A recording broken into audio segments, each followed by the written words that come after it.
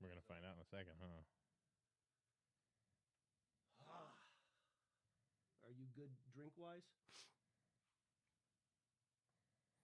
It looks like we're going to be live. It says upcoming, Oh, snap. waiting for my old movies. Oh, no. Snap, crackle, pop. Snap, crackle, pop, bitch. Please feel free to get drinks whenever you'd like. I know it's a minefield walking through here.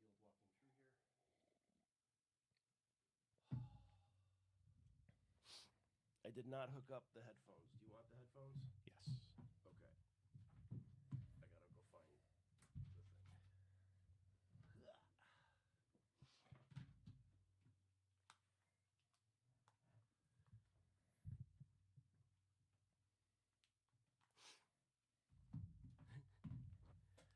Nick and Tom were really nice to me today. They were messaging me back and forth. Nick calls me. He's like, "Hey, do you know you're live?" I'm like, "Nope. Thank you." It's like, "Yeah, been watching your Check, crotch check, for the check, last check. 10 minutes." Check, check, check.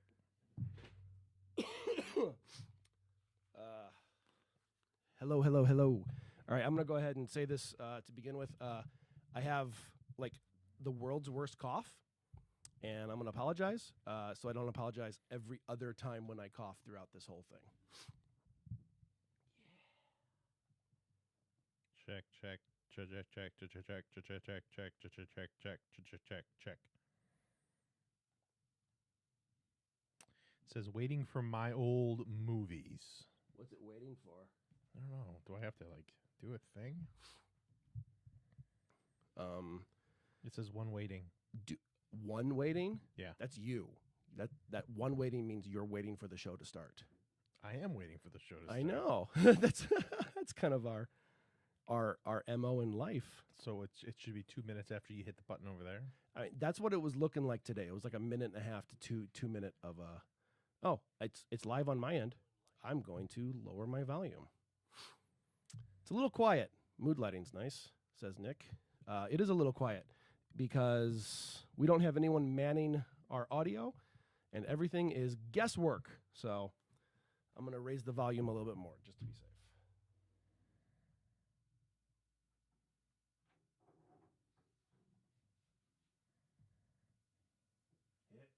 Okay. Check. Oh, that's way louder. That's nicer.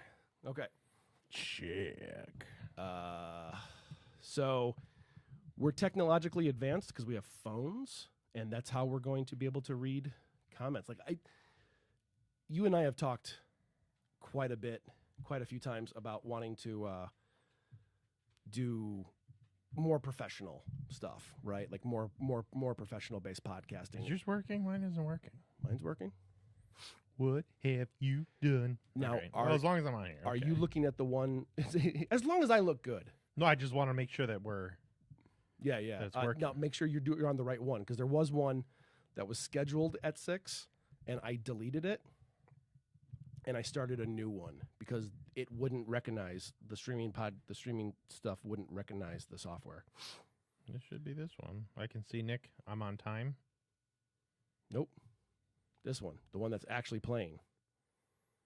Yeah, that's not on here. Are you subscribed? Because I got a notification that it went live. I am not subscribed. It's like you don't even love me. It's true. So if you go to my old movies, which is my site, yeah, tap on the one that's going live right now, like on the main page. Boop. There you go. That's it. What? I know, technology. It's And a they wonderful can't thing. cure baldness. How fucking awful is that shit? All right. Well, okay, so we have to look at our phones and know who's got questions? Yeah, so like that's what I was saying is like, sometime in the future it would be really awesome to be like, hey, we got like a little screen here and we can bring stuff up and we can interact. And I actually have a thing called a Stream Deck that you can like literally hit the buttons to like pause or go to this screen or play music or do whatever. And I use it for editing. But we could fucking use it for what it's intended for, streaming. For podcasting. I know. So like that would Live actually be cool. casting. And then we could get like a little screen over here with like a feed. But I don't know how to do this stuff.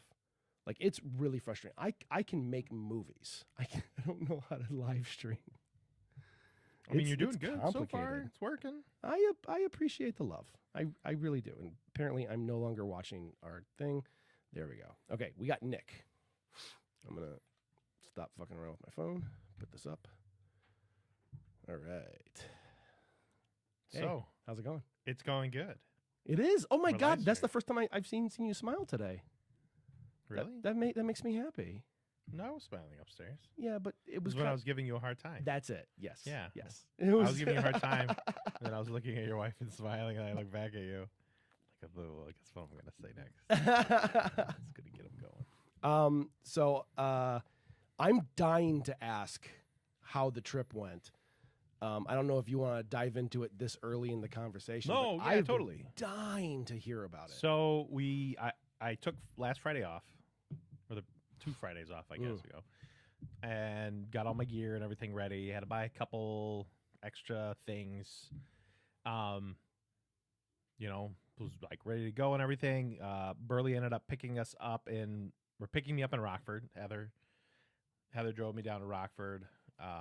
Picked me up at like 9 in the morning, and it's an 8-hour drive to Ely, Minnesota. It's not too bad. 8 hours, it goes pretty easy. I think Burley ended up doing like the first 4 hours, and I only had to drive the last 2. Oh, that's nice. But when we went in Duluth, now you go up to Duluth often, right? Not often, but Or you have been up to Duluth? Like that is a few location. times. Okay, so there's a strip like right on Lake Superior, just north of Duluth. Okay. That is this super cool. It's like a super cool touristy trap area that has like smoked fish and like different neat little shops, and coffee shops and rock shops and everything. I know exactly what you're talking about. Yeah. Yes. And it's all just north of that. So we've never driven through there. It's always been like, well, we got business to do. We got to go. So we just kind of drove through there, and like we stopped and looked at like some neat little places and some shops and everything, and Yeah. picked up some smoked fish on the way. Oh, how was it? Dude, I love like smoked salmon and everything, smoked tuna and all those things. They buy all that, or they literally fish it right out of Lake Superior, and they smoke it, and then you can eat it like something. Dude, it's a little bit old. It's amazing. I'm sorry. There is nothing better than like fresh caught fish. Yes. Like even this like, was smoke. Like smoked takes hours to do. Well, or no, I something. don't mean like immediately, but I Yeah. mean like instead of like a But week. immediately does taste really good. Holy shit! Yeah. Hold on, Nick. I don't mean to. It's agreed. It's a little quiet. John's quieter than Jay for me. Might just be my phone. It shouldn't be the phone. We're pretty. Actually, yeah. Check. Yeah, you're reading louder on my end. Check. I mean, you also like we go in and out too. So something that you guys might not know is I spend a few hours on each episode cleaning it up, making sure all the levels are nice and even. So what you're hearing now is more raw. Or what it actually sounds Yeah. like. So we were So you got some smoked fish. got You some smoked fish. We drove up north. The very first night, usually what we do, because Burley makes all the food like a month in advance. a month? Yeah, because he makes everything. Holy shit. He buys all the stuff. He makes everything. He dries it, like puts it in a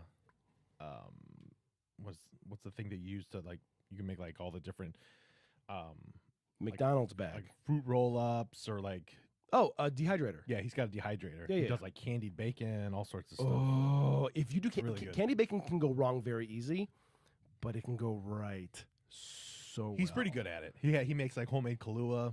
He does all sorts of stuff. Holy shit, So man. he brings all that stuff. So usually when we get there, I'll buy him the dinner at wherever we go. We ended up the place was packed. It was very busy. This is the very first time I've ever been there in the fall.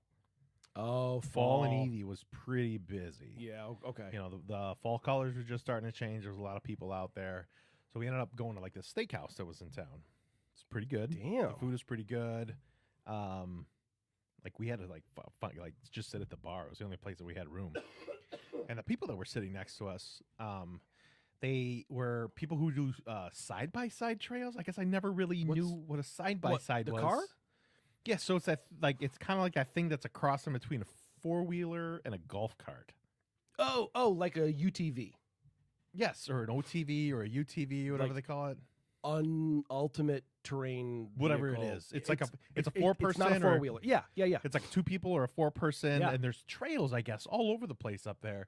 And the people that were sitting next to us drove up from Minneapolis just on side trails, which I didn't know was a thing. Sounds so cool. And then on the way back, I was actually paying attention, and we saw these side-by-sides everywhere. Oh, It's just like in Colorado where they have like Jeep trails all over the place. They have all of these trails that just go all through these, all the lakes and everything and the forests up there. my dad used to do something like So like cool. this. Yeah. So cool. So they were sitting next to us and kind of talking to us about stuff. We ended up going to a bar there. We rented a house for just like the 2 nights. Oh, that's Yeah. very cool. Yeah, usually we go directly to an outfitter. We sleep in a bunkhouse. It's not really big. We have his dog with him, Boomer. Oh yeah. Boomer's an awesome Boomer, the Wonder Dog.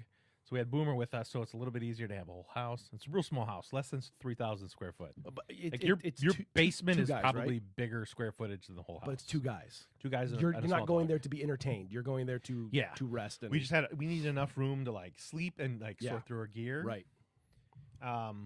We ended up like kind of walking around. We went to the bar. It was called the Wascally Wabbit. I think is what it was called. Amazing. We just had like a couple drinks there, and then I love going to a place and finding out like their local breweries. They have a place called Castle Danger, is the name of like a real popular brewery that's up there, and it got some and they always have like northern beers that are all like blueberries and Hell yeah. and like Those are the beers I actually like. it's really everything was like super good. So we did that as soon as we got into town Saturday night. Sunday we walked around, got breakfast at the local diner. Went to a couple stores and like picked up some additional gear. I think Burley had some boots he had to pick up, Portage boots. There was a fair that was in town, Oh, fun. like an arts fair. Jesus. We walked around a little bit. Oh, that's cool. It was okay. It was okay. But still something you wouldn't have seen otherwise, right? Yeah, absolutely. Yeah.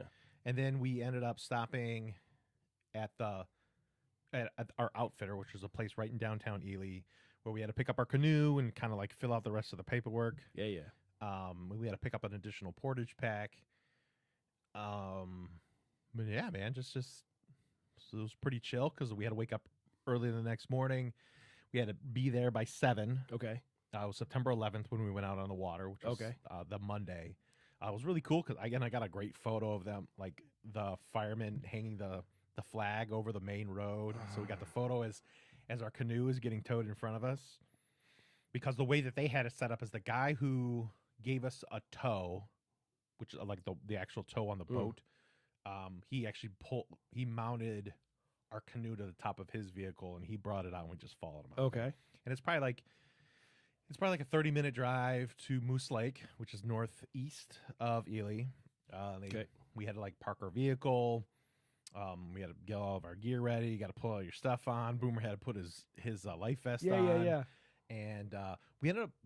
Burley has a 360-degree camera that he brought with. Yeah. And the camera, like literally, you can hold the camera and you can move. I can watch it on my phone and I can see everything within 360 degrees while I'm watching it, and it records all 360 degrees. And he had a mount that he mounted to Boomer, which is That's awesome. so when we and I'll get to that. But when we went out there, like Burley held it up Yeah. as we went out, and then got towed. And the way that it works is it's like it's 10-mile tow. It's essentially a full day's paddle on a pretty big lake. When you have larger lakes, you get bigger waves, and sometimes it's really hard to paddle. It's more dangerous. So you just pay like $70 to just kind of get towed out there. Yeah. It's like 70 there and 70 back additional. It's like getting over the tutorial. I guess in modern day gaming, that's the way that it would be. But and then we got towed all the way to Splash Lake, I think is the name of it. And then it essentially started our day. We went into Ensign Lake, paddled up to the end of Ensign Lake, and went into Lake Vera. It was 180 rod portage, which is everything said and done. It's a mile and a half portage. My back was like not the best. Yeah. The weird thing is like my back, like I can, when I wear my backpack, my back feels great. But as soon as I take weight off of the backpack and I'm just Really? walking, I can barely walk. So I tried to like go for the first 2 days, and then Burley ended up having to do a lot of my. We loaded up one bag as heavy as we could, Okay. and then he just came back and just did like a couple lighter bags. I mean, he helped me out a bunch on this one. Like my back is way worse than I thought it was gonna be. Shit. But when we went out on Lake Vera, we were on there for like maybe 20 minutes. Started pouring down rain. No. Well, no, I mean that's part about being out there. I get it, but You're gonna get poured on sometimes. Started pouring down rain. Lightning started going, and as soon as the first lightning crack went, I looked over at Burley. I'm like, we're getting off the water right now. That's what I'm worried about. Because you're in the middle of nothing, and you are the tallest thing on a Yes. multi-acre lake. Yes. So we got off the water as soon as we could, and we just kind of held a little bit to kind of see, like, because there was one spot when you go to your outfitter, you get your maps out, and they have these scale maps that have all the campsites on there, and you kind of talk them through, like, this is the path that we want to take and everything, and they'll tell you a little bit about each, because they do it more than we do. Oh yeah, I mean, do that all makes my sense. I do all my research on something called paddleplanner.com. Yeah, you mentioned this. Yeah. But when we talk to them, we can find out like what's going on at this time of year. Well, and it's different what's every going on. day, And right? It's different every day. So we asked Amy was the person who was, I think she may be one of the people running that outfitter. Okay. She kind of told us some of the better camp spots. Nice. So those when we always tell her like out of 5, we like Burley and I have a whole system that's a 5-star rating. Okay. These are all the things to be a 5-star site. And she said like there was a bunch of 4 stars. Okay. Okay. So we're shooting for the 4-star. We were over on the side of the lake. We were waiting for it to stop raining. It didn't stop. We hadn't heard any lightning in a while. Got back in, started paddling out. Crack of lightning almost immediately. So we're like, okay, as soon as we get to our very next spot, we're just going to camp there. Okay. And the first thing, like all you can really do is you have to set up a tarp as soon as possible. So you can you just stop getting water dumped on you. Right. It was raining so hard. We just had to find spots that weren't puddles or mostly not puddles.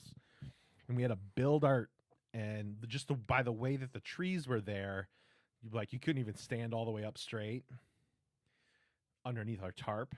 Okay. It's like something, it's real rocky, you're. Well, yeah. It's not, It makes not everything's sense. super straight. Sometimes you can't get high enough on this tree and low enough on this Yeah, tree.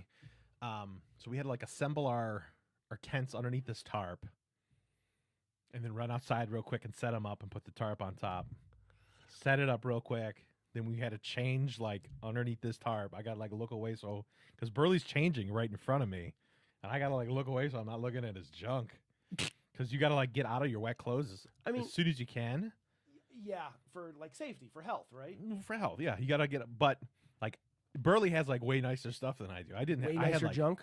Yeah, that too. Yeah. All I had was just like a pair of shorts and like a couple other things. I didn't have much to. Okay, so he Good had more try. like camping Yeah, gear. he had like way better gear. than I Gotcha. did. So yeah, you just kind of can't start a fire in it because all the wood's wet. Yeah, So you just got to go with like your camp stove, and we just we ate.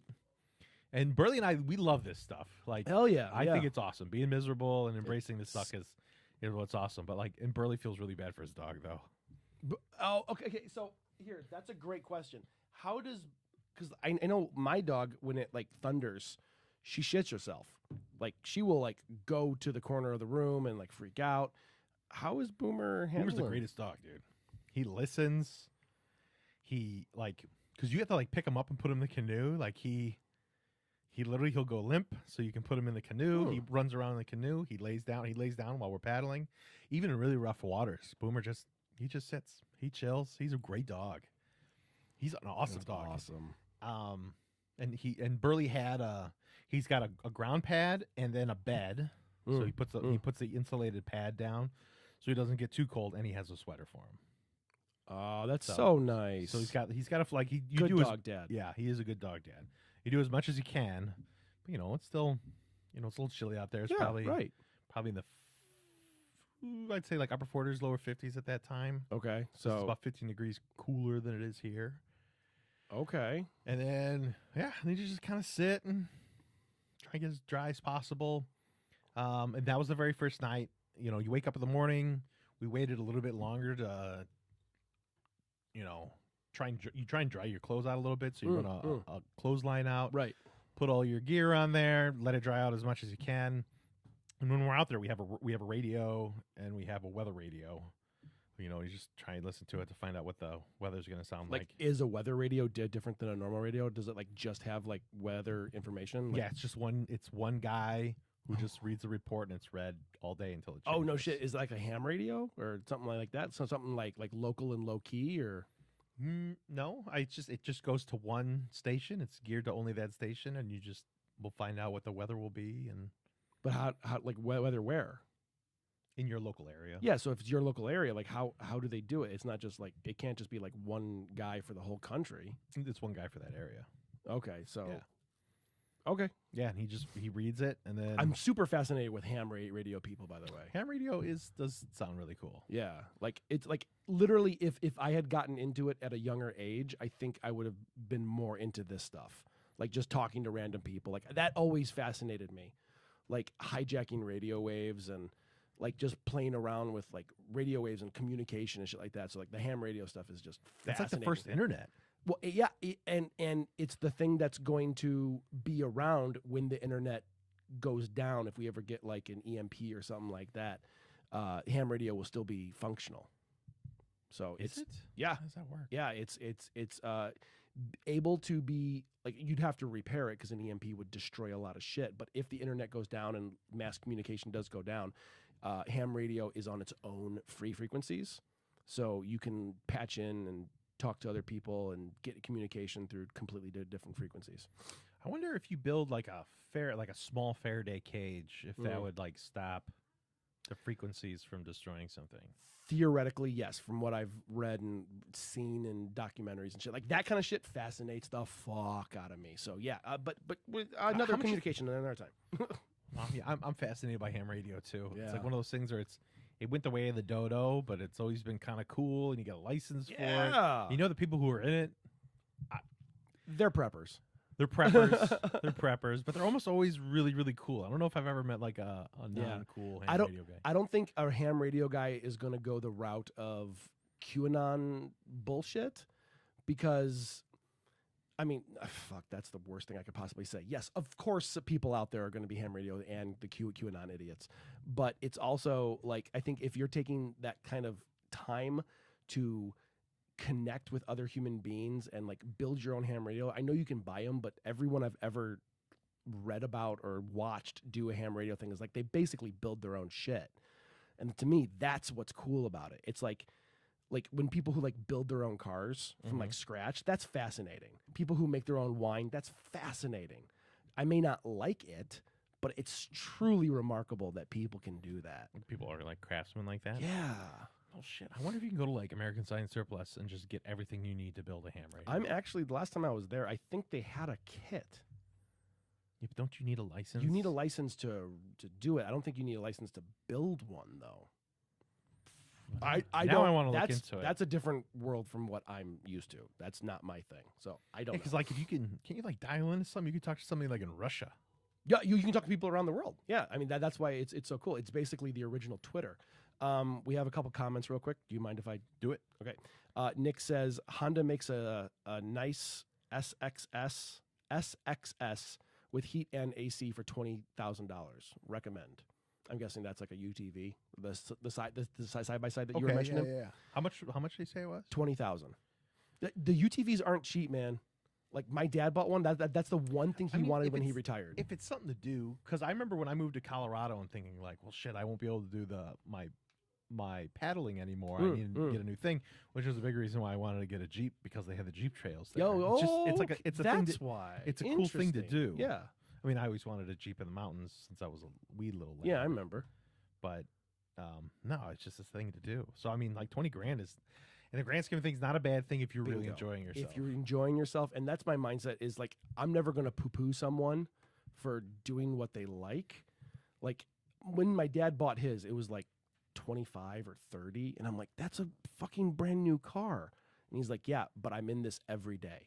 I enjoy doing this every day. And like it just suddenly clicked. I was like, yeah, okay, I totally get it. Yeah, absolutely. I totally get. And you worked for your money. So like who am I to say what you should not spend it on? Absolutely. That's fucking horrible. Finding Ferrite says weather radios can save your life. I have a couple. The one for my home has programmable alerts. Yeah. Yeah, if you got like Well, shit. with the way how crazy things are. Remember all the this summer with all the tornadoes and shit that like ran through the area. Hell, in Hawaii, if somebody would have had a radio, because it was a hurricane hit Hawaii, but nobody knew about it. That's why the fire was so. How bad. much do these run? Do you know? I didn't think it was too much. Because that's not a bad idea to have on hand. I mean, I have bolt clippers on hand, and I think I'd use a weather radio before I use my bolt clippers, which is you want actually not true. like what is it, NOAA, NOAA, everything for the weather is based off of the government's. It's a government agency that collects all the data to do the weather. We actually have video. This is our third episode with video, by the way, but our first with live. So I'm looking up on Amazon NOAA radio. Oh, these aren't bad at all. These are like $35. Yeah. I'm sure the more expensive ones have better features, like Ferrite was saying. That's probably programmable alerts, which is actually really nice. When people talk about how the government shouldn't be in charge of everything and everything should be privatized, the thing that they always talk about, NOAA is probably one of the greatest. Weather? Yes. One of the greatest things the U.S. government does. I watched a documentary about this, about like how a lot of people are privatizing weather information, and it's something that we've paid for already. and it's something that's already been we bought it already. Yeah, it's like so they're like, selling something that you've already paid for. Yes. So like you can find all these weather informations, but the problem is like the interfaces, the GUI systems, the graphical user interface isn't as flashy or nice to play with when you're looking for weather stuff. So like the government sponsored stuff is just not good for unuser friendly. You know, it's like it's great information. It's free. It's just not pretty. It's basically the Linux to Windows. You know, like I'll pay for Windows because I like the GUI system. I like how it operates. But when Linux is free, you know, it's like it's the same mentality. I can always get my weather from the government and stop paying for fucking weather information. Exactly. Yeah. Anyway, and it's not just even like NOAA. Like there's a guy who works for NOAA who he just decided, I think it would be a good idea to know what particular types of shapes and what particular shapes do in certain currents. And he'll test things of like a object that is shaped like this will act this way in this part of the ocean. And that's the guy who figures out like if you're a person who's stranded, like a boat is going to act differently in a current than a guy in a raft. No shit. Right? So this guy did tests for decades. Like this guy has saved countless lives all over the planet because it's not just our country, it's other countries. Yeah. And that's, the government's working great when you don't know that they're working. Yeah. And NOAA is one of the greatest. Okay. Yeah. Okay. Yeah, the book, The Fifth Risk, he does like a whole chapter on NOAA. It was the guy who wrote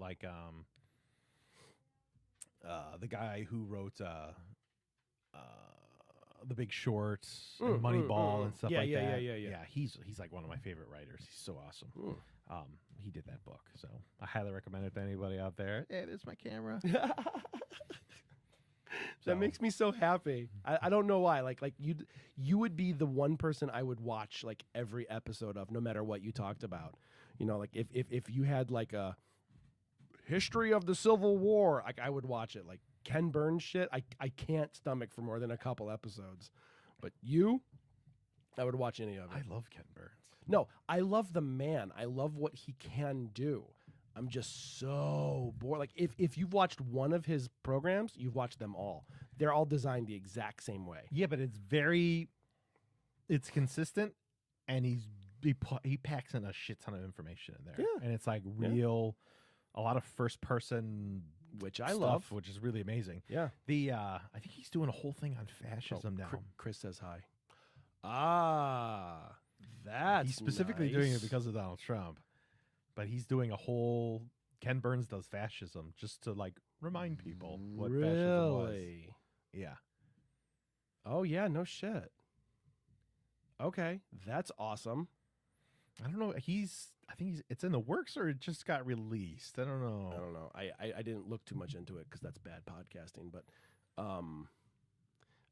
I talk shit about Ken Burns, but I've watched most of his stuff. I didn't finish Jazz. I couldn't get into it. Oof, Jazz. And I got like 7 into baseball. And I just, baseball's good. I like I stopped baseball. giving a shit. Civil War, everybody, a lot of people Civil did. War, I watched. Vietnam the was entire thing. incredibly Vietnam informative. was jaw-droppingly good. Yeah. Did he do World War II? If he did World War II, I don't know. yeah, That doesn't ring a bell. It doesn't ring a bell. Yeah, I like his stuff. Very thorough. Yeah. Well, and then he brings in the emotional engagement with it, which is actually what keeps you engaged in it. Like me, Yeah. you could tell me facts all day. I don't give a shit. I don't. I will lose fucking interest. But if you tell me a story, it's going to click. Something's going to trigger me to go, oh, that's why it's interesting. That's why I'm engaged with it. Like I'm reading a lot of marketing books. And when I say reading, I'm listening to audiobooks. And they'll tell you all these stats, and I'm like, I don't fucking remember anything. Like none of it makes sense to me. But then they'll say like, well, let me tell you a story. And then in the story, I'm like, oh, that's how it all correlates. That's how it all comes together. That's how it's doing it. And like, then I'm like, I understand what you're talking about now. Well, like when you're listening to audiobooks, I know Audible just recently did a thing where you can actually look at the PDFs that they're referencing inside of there. And often, if a graph is done correctly, you just need to instantly just look at it to know what they're talking about. A good graph. No, I'm not poo-pooing graphs. I love graphs, dude. I love data to support information. But I can't just look at a graph and go, cool. You know? Well, based off of what's on there, like if you, like you said, but a small story plus the graph to actually back it up, 100%. that is incredibly powerful. Yes. Yeah. I mean, that's why I do what I do, because I love the story. What do you? I love what the flow. are you reading and or listening to? I'm reading or listening to.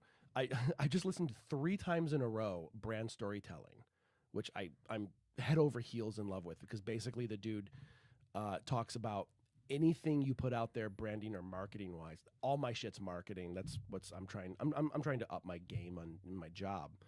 And he's comparing advertising and commercial marketing to movies, and how you break a movie down into 7 distinct steps in the movie. You do that with marketing too, and not just marketing like what are the like 7 distinct steps? I can look them up for you, but Does it have anything to do with the Joseph Campbell thing? not really. Kinda. That's where I thought it was going when I first listened to it, but not really. Is he pushing it on his metaphor of the 7 things? Can it be applied to every single movie? Yeah. I mean, not every single movie, because you can't take art house films into effect and things like that. But a basic Hollywood style movie, you know, that introduces you to a protagonist. You follow their journey. The Joseph Campbell story circle. You know, if that's the Hollywood film, you know. But yeah, like he keeps talking about Star Wars, and I'm like, oh yeah, I understand what you're talking about. Thank you for dumbing it down for me a little bit, and I really appreciate that. One of the books that I read for my thesis was Architecture and Advertising, and the big reason I read that is just for if there's going to be kind of like the future of architecture and social media, you have to talk about how it's going to be paid for. Of course. And it was very interesting they talked about kind of how advertising has evolved. Very interesting. Highly. The history of advertising is very, very cool. Yeah. Where are we at now with advertising? Right now, everything. I'm actually just finished another book called Marketing Now, and it's all about like everything how you thought things were done marketing wise is out the window. Like if you say, hey, I have a mop, you should buy this mop. It's a very good mop. No one gives a shit, because we're being inundated with ads nonstop every day. You are seeing.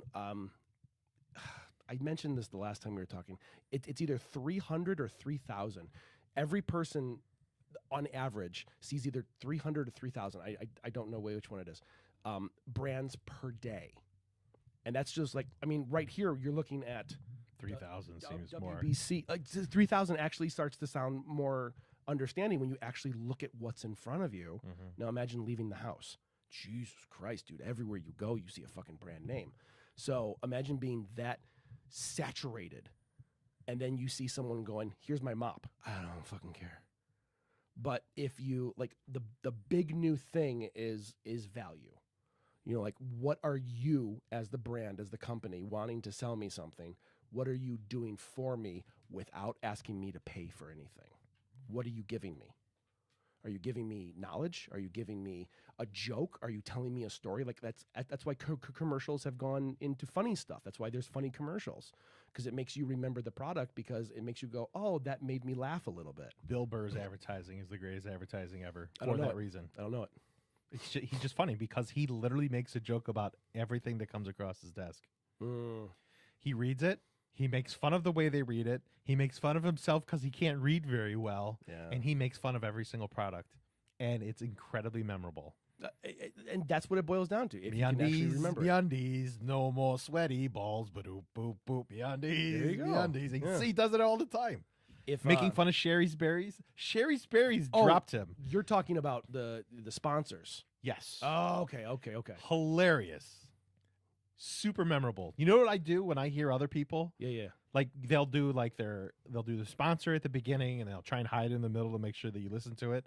When Bill Burr stumbles over reading things, I love that shit. and he hates doing it, but he knows that he has to because he wants to pay his bills. Yeah, right. And it's fucking hilarious. That to you get me to read feels like comments, by the what the future of advertising should Oh, be. and that's where it is. So like advertising went away from, like, we no longer play commercials on podcasts. We ask the podcaster to do a commercial for us, because like you and me, if like, who would sponsor us? Like Sherry's Berries, right? Sherry's Berries, if they put a commercial in the middle of this, our listeners aren't going to give a shit. No, unless we can make it funny. Unless we and we in make our fun of style. Sherry's Berries, That's and they it. don't get it, and they remove their advertising. But I mean, that's the point, right? Like, the point is to connect with the audience. So that's why advertising is going into a more micro, universal type of thing. You know, like you have your. I'm just going to leave this on the table if you want to read comments or anything. But like, that's why, you know, you have the giant things like Nike and Coke and these monster companies, right? And they can do some fun stuff, but they can't do edgy shit. They're too ingrained, so they can't really. They can push cool new shit. They can do AR. They can do all this big new free activities. Like, what are you giving away for free? You're giving away all this stuff, but they can't push truly next level, like what's going to change the landscape kind of thing. I don't know. I mean, those huge brands at Super Bowl seem like they're really kind of pushing the edge of. But it never seems engaging enough. I mean, literally, I haven't watched Super Bowl in a very long dude, time. this last one, the 2023, what I did was the day after the Super Bowl, I collected every commercial that was played in our realm, and I watched them all. Wait, they different commercials Di- depending on where you are? Yeah, Are different you regional. serious? Not the big ones. The big ones are what they are. But a small company is going to get in a regional area versus. I didn't know that. I thought Yeah. you were paying for. Okay. No. So, but I mean, then again, you're not on the prime time. You're not in that sweet spot schedule. You know, you're getting that shit time when people are actually checking what else is going on other stations. But I watched every one. And it took me 4 hours. And There's 4 hours of commercials. different regions, different shit. Yeah. Oh, so okay. Well, and it all took right. me 4 hours, because literally what I did was I would watch it and then I would talk to the camera about what I liked about it and what I didn't like about it. So there's Okay. not 4 hours of commercials. So I watched all of them and I did a review. I got slammed because a bunch of them I had to take down because it's copyright material, even though I am changing the fucking thing anyway. I'm still kind of sore about that. I don't know where I was going with this. Oh, yeah. So the big ones, the big names, like, did someone just talk at us? Like, did a ghost say something? No, there's a spider a couple inches away from my face. Where? I'll save you, John. Why is there a spider right by my face? Oh, Why is there a spider in here at all? I'm sorry. Charlotte's not happy now. Mm-mm. But I'll be the pig. So, Okay. Wilbur? Is that the pig's name? Yes. Advertising. So you got like the really big ones, right? The really big companies like Bush, Budweiser, Coke, like the really big movies that are coming out this year. They're all really fucking boring. What Like- makes them boring? I mean, not boring as in like dumb, but like you have so much money to play with, right? But none of them have heart. None of them really hit home.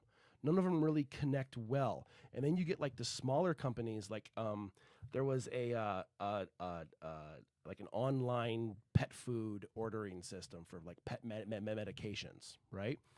And I can't remember exactly what it was, but I watched it like 3 times in a row. I was like, holy shit, how is this so fucking good? It's so compelling and so like it wrenched my heart in 30 seconds.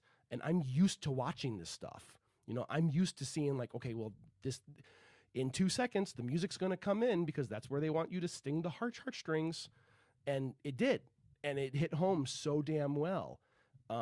So it was really good, but like none of the big names did anything interesting. It was very like by the book, you know, like nothing really felt out of the box. And I think if the more we're thrown commercials and advertising and marketing at our faces, the more we have to think out of the box. We have to do something a little bit weirder because now you're just white noise in a crowd of white noise. If you're just trying to buy a mop, no one cares.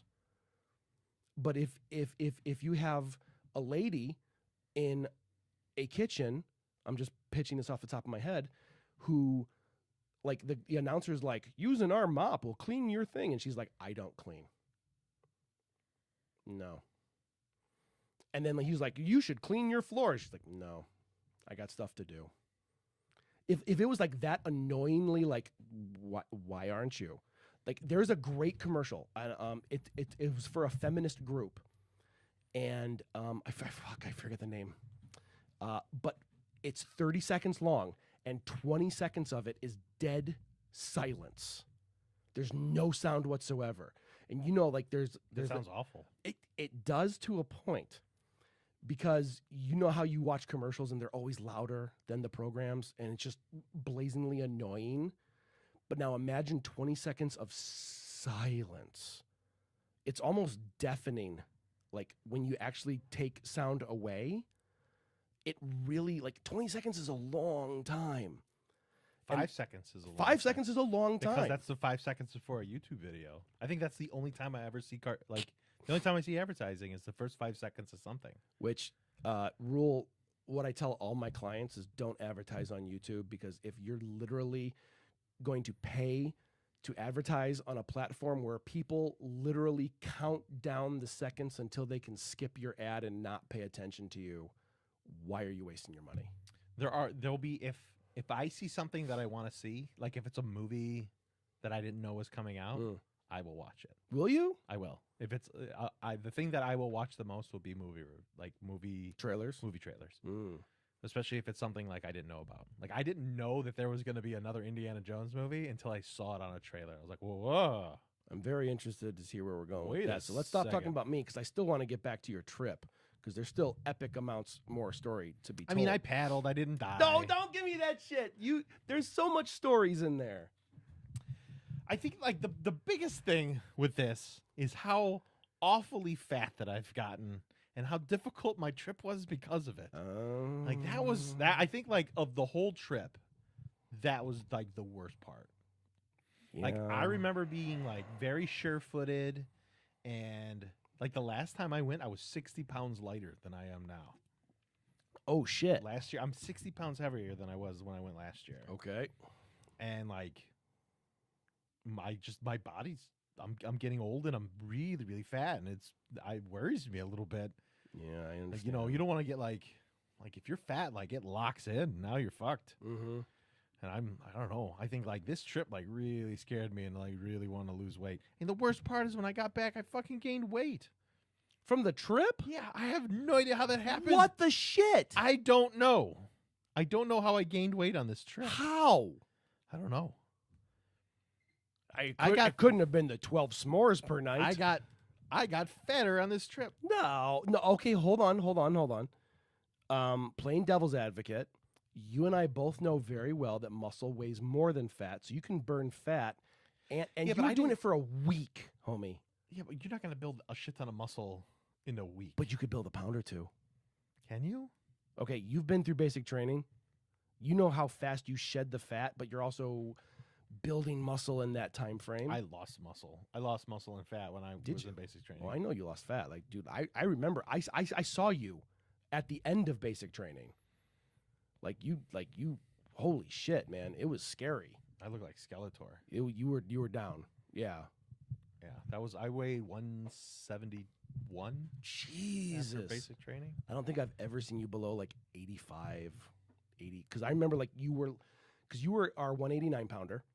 And you were always fighting to get that 189, and you shouldn't have been 189, man. I wish 215 was around before then. Like you would have mopped 215 did exist. Fuck no, and Luis halfway got it through because Luis was the better wrestler. You were better. No, Luis was really really good. He was good. I wrestled him all the time. Luis, you were better. Luis was a sectional wrester. Like you were sectional. You were great. No, I wasn't. You were. That shit my right record, there. That shit right there my got record in your head. was not that great. The record doesn't mean shit. You were in one of the hardest fucking weight classes in our conference, and It wasn't for dude, ours. 89 was I think speed like and strength. 145 to 171. 52 was like the creme de la creme. Like Yes, those were the really really good. Like Charles Martelli and all those guys were. Yeah. Heavyweight guys were tough in DuPage. DuPage was just a really good. Yeah. I think it's good that West Chicago got out of. Oh, I'm so happy they did, because it's just a fucking. Oh, it was a slaughter. It was the worst. It's just demoralizing. It was so bad. Like why am I going up against a school with 10,000 students? Yeah, no, and like no, this is stupid. I don't want to talk about it. But like I was literally 30 years ago. know that you were way better than you thought you were, but I think you got in your own head way too much. I wasn't that great of a wrestler. Yeah, I think I was a better football player, but I wasn't big enough to play you were football. a good football player. I wasn't big You enough. also to, didn't like, enjoy it though. There were times when I saw you enjoy it. I don't know. Looking back on football, I wish I wouldn't have done it. I mean, you and I have talked about this a lot, but you were really good. yeah. You were a great linebacker, dude. The thing that Great I liked pulling the guard, most too. about wrestling or about football was I got picked on a lot when I was in like grade school and junior high, and I was now allowed to hit people that picked on me. And I remember like that. Do you remember in between like freshman or no, in between 8th grade and freshman? And it was over the summer, and if you wanted to play football, you had to do the 2 week whatever in between. Yeah. And I like remember it was always the skinnier kids that would pick on me. And I remember when we did the thing where you had a guy in front of you and the guy with the ball, and you were like, that guy's gonna run. He's gonna try to get past you. I loved that. And you can hit them as hard as you can and not get in trouble. I loved that. Yeah. And I did everything I could to take out like all of my anger. And I tried to just knock the snot out of people. I remember like Richie DeVito said like, how can you hit so hard? And it's because I would rather hurt myself. I'm going to hit you hard enough that it's going to hurt me. And I never cared about my own safety. I wanted to hit you as hard as I could because I didn't like those people. They were assholes. But that's a long time ago. Yeah. A long time ago, I'm a different person. I don't give a shit about that anymore. What are people saying, John? Let's see. Let's see here. So, Chris Pez reads. Pez Pez says, Okay, so I have my AirPods in. Jay, your voice is in the right. John's on the left, opposite of what you are visually, and it's messing with my head. It's actually a really good point. Is that something we can fix? Not right now, but for future shows, yes. Literally, I just gotta unplug the two cables right there. Let's see. The producer says, "I see you," which is helpful. The producer. Yeah. Oh, that brings me back. Let's see. Hit skip every time.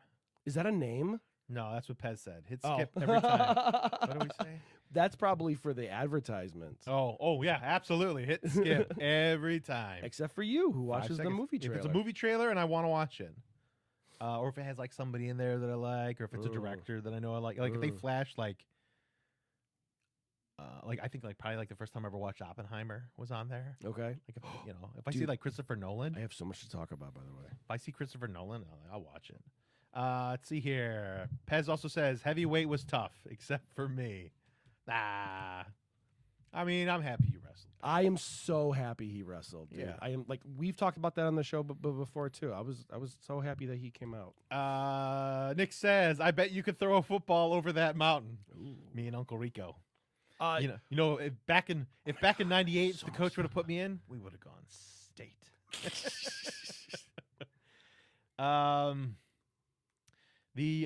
Nick also says, also we're all dumber for the CTE we got. Was that the brain injury stuff? I'm just gonna smile. Exactly. I think I'm proving what he's saying. And then Pez says yes for the advertisement. Yeah, good. By the way, I don't know if I talked about this before because my memory sucks. Doesn't this thing flash when people type on here? No, but okay, there is an option that you can do that, but it requires programming, and I don't want to do it. So I'm literally trying to find the easiest way to do this. So I watched a movie called Terror Vision. Did I talk about this? No. Uncle Rico is in it, and he plays a punk rocker from the 80s. Is this young Uncle Rico? Yeah. It is fucking awesome. It is so much fun. It's extremely tongue-in-cheek. The filmmakers knew they were making a schlock film, and it's so much fun. It also stars do you remember Better Off Dead? Do you remember the French girl from Better Off Dead? Yes. Dude, okay, I had the biggest boner for her. Me too. I I remember trying to seek her out in other movies because I had such a giant crush on her in the 80s. I remember seeing the movie for the first time and just going oh, she is the hottest thing ever. I need to watch every movie she's in, and I never saw anything else. Is she French in real life? No, she is not. So Is she American? Yes. And she She plays was a the really teenage good daughter. actress. She was. I mean, Better Off Dead is very underrated. I love that movie. It is so fucking good, and it holds up today. It is 100% still agree. hilarious. 100% agree. I wish they would make movies like this. They have more the random thing of claymation. And he's just sitting there singing and dancing. Everybody wants some. I love the Asian drivers who only learned English Who from only watching. talk like Howard Copesal. Yeah, they learned English from watching racing videos. Yes. It is a great movie, and so that girl plays in Terror Vision as the daughter character, and there's a bunch of other faces in there that you'd know from other things. But it's a great movie. It's so much fun. It's alien comes down to Earth through television radio waves, television waves, and starts killing people inside of a house. It's gloriously fun. I would watch that. Yeah. And it sounds like big names too. It's a stupid amount of fun. I also watched the One Piece, the live action version of One Piece that came on Netflix last week. One Piece, for those of you who don't know, is a extremely popular manga and anime series. I think Dragon Ball had 500 or 600 episodes over its entire lifespan. Mhm. One Piece, as of this week, is at 1,076 episodes. That's a lot. It's massive. It started in 98 or 99. I have a hard time seeing anything that's been on that long being good. Yeah, okay, so the animation is Simpsons. shit. Simpsons is awful. But the fans of it swear by it. They're like, it just gets better and better and better, they say. I can't take the anime. The art style is one thing. I don't mind a bad art style if the animation is okay, but the animation is shit and I can't stomach it. It's made for kids. It's a kid show, okay? The live action show, it's like everyone involved with the series, and I was 100% anti it until I watched a review of it on YouTube. Okay. And I was like, I will give it a shot. I will give it one episode. Andy and I both watched it, and we immediately said, holy shit, we're going to watch the rest of this series this weekend. Okay. I have a question for you then. Please. So the animation's shit and you don't like it. You think it's for little kids. Yes. But the story is amazing. I wonder if there's a Star Wars related thing that is just like this. And you're really missing out on stuff if you don't watch it. Okay, before we jump into that, because I would love to have that conversation, One Piece is amazing. The live action version is amazing. I actually want to rewatch it like now because it's so rewatchable. The characters are so good and the story is super, super, super fun. And it is the only thing I have ever seen where they actually bring anime to life. It actually feels like the anime shots, like the camera work and the humor timing, and when the fighting actually gets big, it gets really big. So it feels like the world grows while you watch it. It's really fucking neat. It's really good, dude. So are you ever going to watch Clone Wars or Clone Wars or is good. Rebels? Rebels, I want to. Clone Wars, it's really hard. I've watched it. Season 1, I've watched twice. And a scattering of the first couple episodes of season 2. I can't get into it. I'm so bored.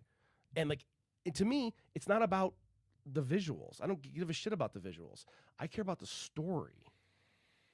It's really good. There's nothing about Clone Wars that attracts me. Nothing. I don't give a shit about the political landscape. I don't give a shit about who's winning or the enemies. Star Wars to me is 1,000% about lore. I want what's going on behind the scenes. I want that's exactly history. what it is. That's exactly what it is. I know it gets so Clone there. Wars has an overarching story. Yep. That's essentially Ahsoka's story. Yep. But then in between that, there's so many one shots. It's almost like 1/3 one shots of these just really neat little one-off stories about all different things. And it's cool because a lot of it is coming to fruition now. I mean, it's like 10 years. 10 years in the Are you making? watching Ahsoka right now? Yes, amazing. The last episode was amazing. Okay, which episode was amazing? We could talk about it by now, right? I'm 4 in. The one where she just What number? 5? Okay, I have not seen 5. I don't know. What was the last thing that you saw at the end? How did it end? Fuck. I'm trying to remember because I'm losing interest extremely fast. Yeah, because you have no idea what's going on. Yeah, see, but it shouldn't revolve around that. I know, but you got to remember Because this is I stuff that's really been out. want to talk about this. I know, but it's like stuff that's been out for 10 years that you've been stamping your foot about and saying, No. this isn't real, this isn't real, this isn't Star Wars. I've never said that. You have, No, because you'll say I've said stuff I like, don't like it. Mandalorians are this, or Sith is this. Yes, and I recant my story. Okay, But it's I also all used to rewritten hate. now. I used to hate the Walking Dead TV show. I still do. It's a fucking piece of shit. But I hated episode 1 because it didn't follow the comic exactly. Okay, I think it was you who pretty much slapped me upside my head and said, "Fucker, now you can have a new Walking Dead. You can enjoy the comic and the show." And that's when I was like, "Oh shit, you're right." Okay, and then Wanted came out, and fuck Wanted because the movie fucking sucked. Well, Okay, that's pretty bad. but no, I am not poo-pooing it for not being exactly as is because I used to be canon first from the books. If it wasn't from the books, fuck you, because that's my Star Wars. I like having more stories. I love having new shit. I don't want to see the same recycled bullshit over and over. I've already read the comic. Why do I want to watch it in a movie? Change it up a little. Watchmen did it fucking phenomenally. So give me those little changes. I'm fine with that. I want that on the record. Please continue. There are so many. There's a backbone that Dave Filoni has set in place for 10 years. All hail Dave Filoni. All hail Dave Filoni. I really hope they hand him the reins. I hope they don't. He is I hope they don't 100%. Why not? If he is handed the reins, that means he's in charge of everything, not the story anymore. He can put his information on the story. He's in charge of the framework of the fucking business, not the story, not the movies, Yeah, not but the show. look what Kathleen Kennedy has done to it. And she fucked it up. exactly. It's like not, they need somebody no, who actually not knows just what the they're doing. movies. Okay, do you remember when The Force Awakens came out and every goddamn thing in the grocery store had Star Wars on it?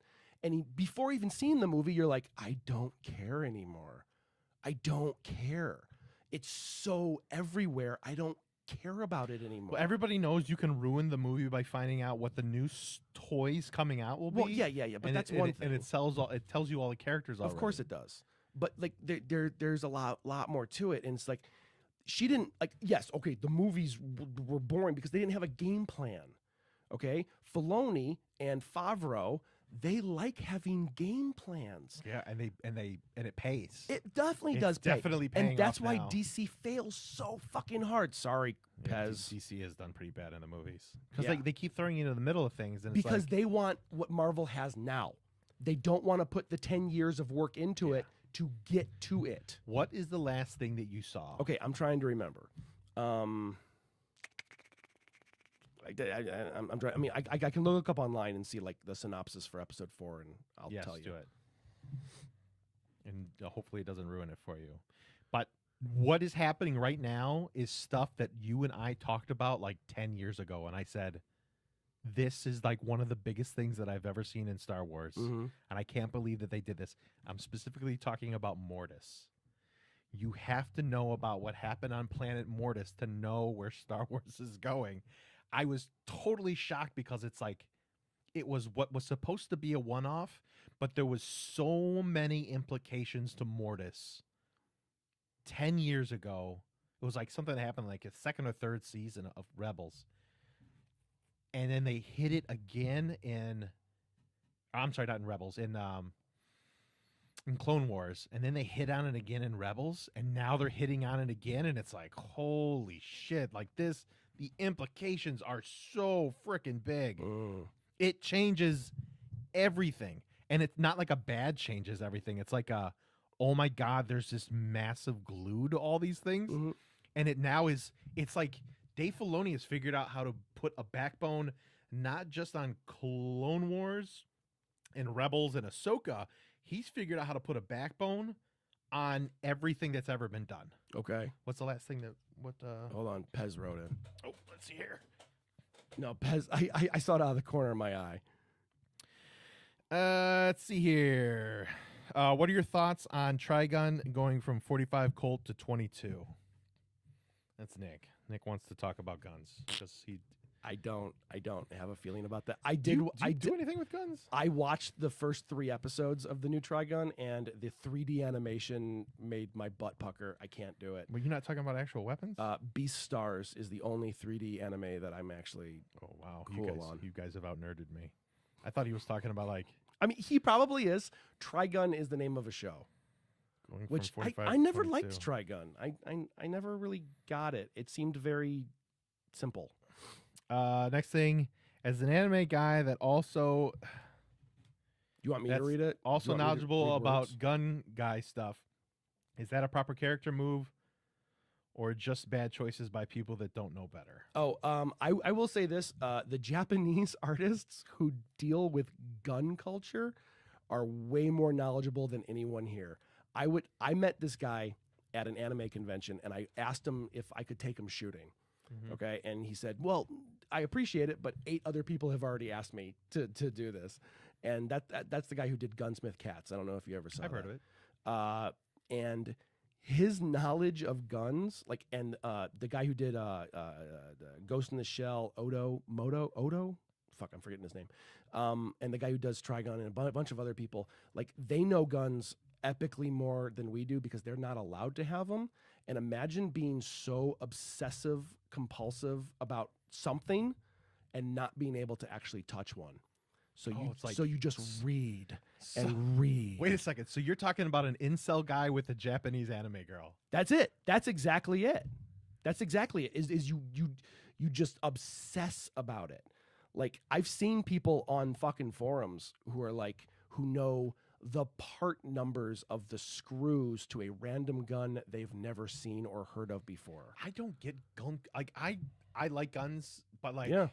I like them as a as a tool to protect yourself Yes. and overthrow the government if need be. I don't. Yeah. Like I against don't a have. tyrannical government. Yes. Or a tyrannical whatever. What? Yeah. A whatever. I think Yeah. that's the more important part. Yes. Yes. For that aspect, and like, I you know, grew up with so it. yeah, so I'm like fascinated with like, you know, like combat and suppressing fire and different things like that. That seems like way cooler to me. Like somebody who just obsesses about this has more grains than this one. But it's like but all right. To them, that's awesome. And like I'm not poo pooing it. I'm not I gonna don't poo-poo understand it. I am not going to yuck someone's yum. Yes. If they find joy in it, fucking A, that's awesome. I can't talk to it. So you can call me a gun guy to a certain respect, but most of my gun guy aspects are because I was raised in a house where that's all there was to talk about. There's a guy at work who's like, he's super into guns. And he was showing me pictures. Yeah, Look yeah. how cool they are. And I was like, oh, do you do tactical shoots or something cool? He's like, I've never fired it. I've never used it. That's weird to me. It's like, I don't. Because the tactical shoots are where I have fun. I love Seems that like shit. that would be the most logical thing. Yeah, he likes the idea of being a tough guy. Mm. I assume. I mean, Like, I look mean, at this thing that I have yeah. that I could use, but it's like, do you know how to use it?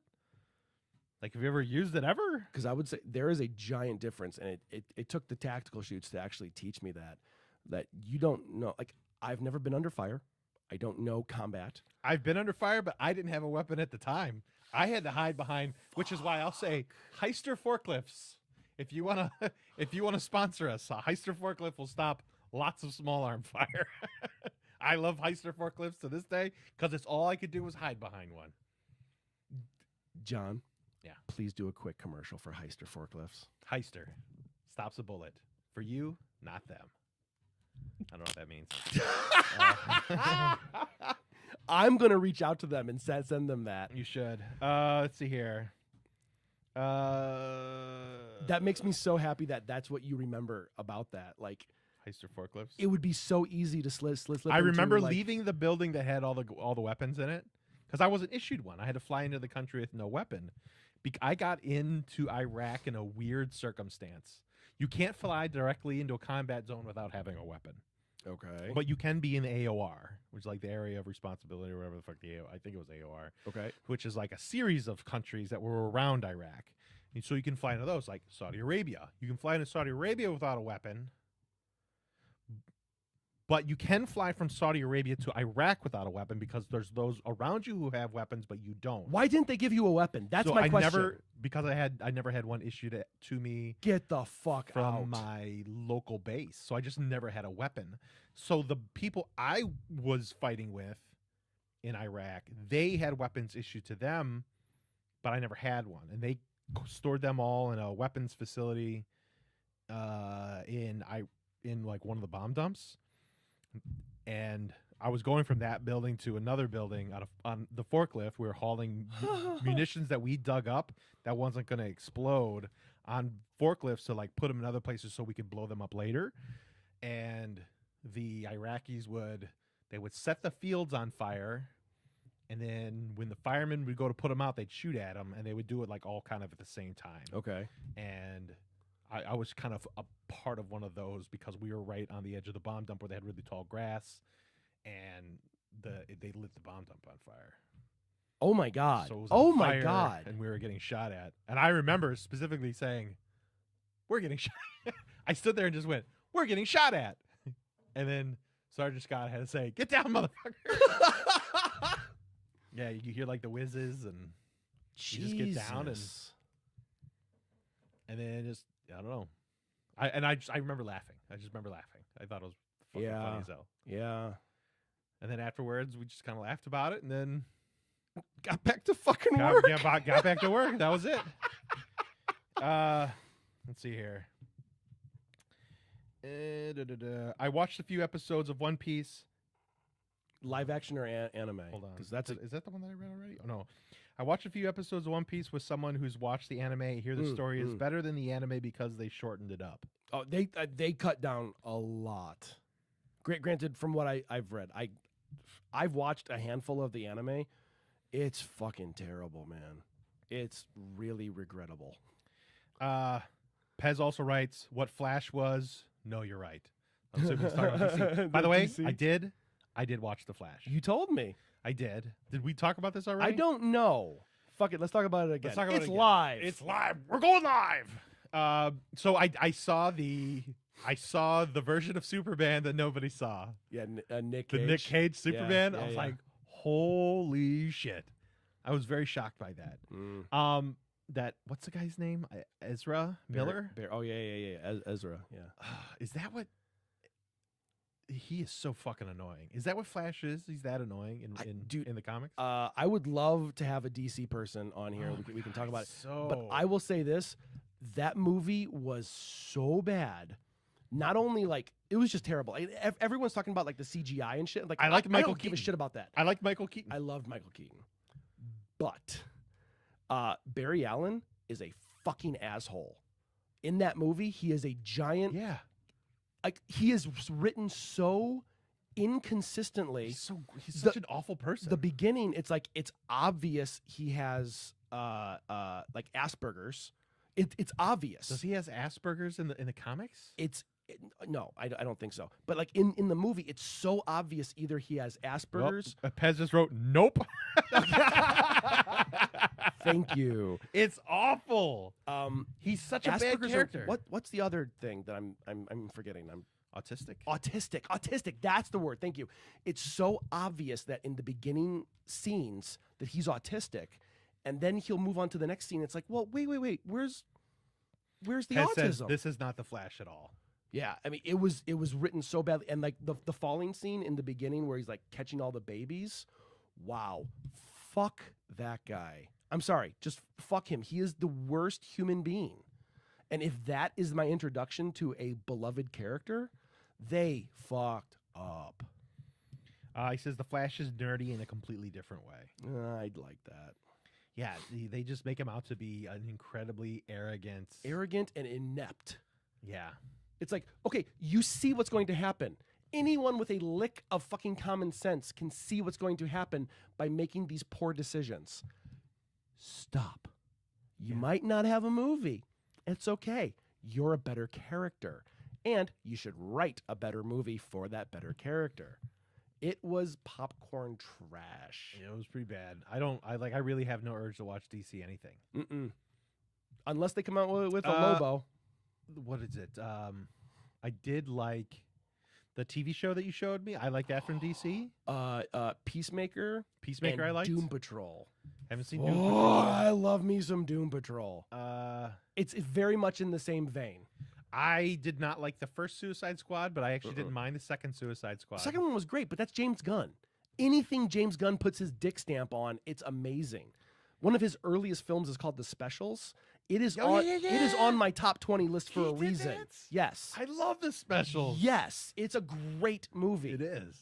And like he is an amazing storyteller because he understands character. He understands why we want to watch something. Yeah, it's Which Pez said what did he say? DC makes me sad now. I really hope James Gunn fixes it. Yeah, I mean, so here's the thing: is they put James Gunn because he finished his contract with Marvel. He did Guardians 3, which by the way was really fucking good, and he's working as the head of DC movie. He's like the Kevin Feige of Marvel for DC. So if that's the case, I will give them a chance. Okay. Pez says that is Impulse, his grandson. I don't know enough about DC. That is Impulse, his grandson. Nick Prey says Doom Patrol. Pez says It's a good show. It's Titans a great show. was good. I couldn't get into it, but I tried to. Nick says Brendan Fraser. Brendan Fraser plays the lead character, or one of the lead characters in Doom Patrol. Amazing. Huh. And you never see his face, by the way, except for flashbacks. He's mostly in like a caged head, like a helmet the entire time, because he's not a human anymore. Is this new or old Brendan Fraser? Oh no, it's new Brendan Fraser. It's fat Brendan Fraser. Fat Brendan Fraser? Yeah. Did you see The Whale? Yeah. Fat people don't move like that. That movie sucks. I think I'm fatter sorry. than The Whale. I'm sorry. No, you're not. No, you're I'm pretty not. sure. I think weight-wise, No, I think I'm you're actually not. bigger than The Whale. No. I'm sorry. That movie was a joke. I was laughing. It was really, more really than- bad. Like, and Darren Aronofsky did it, and that's shook me. Yeah, me too. Every time Why did he like Brendan Fraser? Like the he sound acted. effects. He acted as good as he could with Oh. what was given to him. Okay, here I'll He give it acted his ass off in something awful. the acting. Here's the thing: is his acting was so good. He was great. Everything around him didn't try. The Yeah. sound effects alone, I kind of want to like go back and re-edit it a little bit and just amp up the sound effects just a little bit, where it's going to become comical. It's going to become like a Looney Tunes episode, because the sound effects alone were funny. I kept That listening. he's making from trying to move around. No, just everything in the whole fucking movie. Like every sound effect was like a little too loud. Where if you can stop in a movie and go, hey, I know that sound effect. Like the door creak or something like that. Like there's a door creak in every fucking movie. Or the Wilhelm scream, right? As soon as you can know, I know that sound effect, you've taken me out of the story. And their sound effects were all like these like It was like a package. of Warner all, like, Brother the- package. Yeah, exactly. And they just were a little too loud. So like the movie was comical to me, and I didn't want to laugh, but I kept stifling a laugh through the whole Just watch thing. You know, I think is it okay. So if I would have watched that in a movie theater, right? I thought about this. and other people would cry. Am I allowed to laugh? I Am don't I allowed to know. laugh because I'm fat? I'll be like, I'm fatter than him.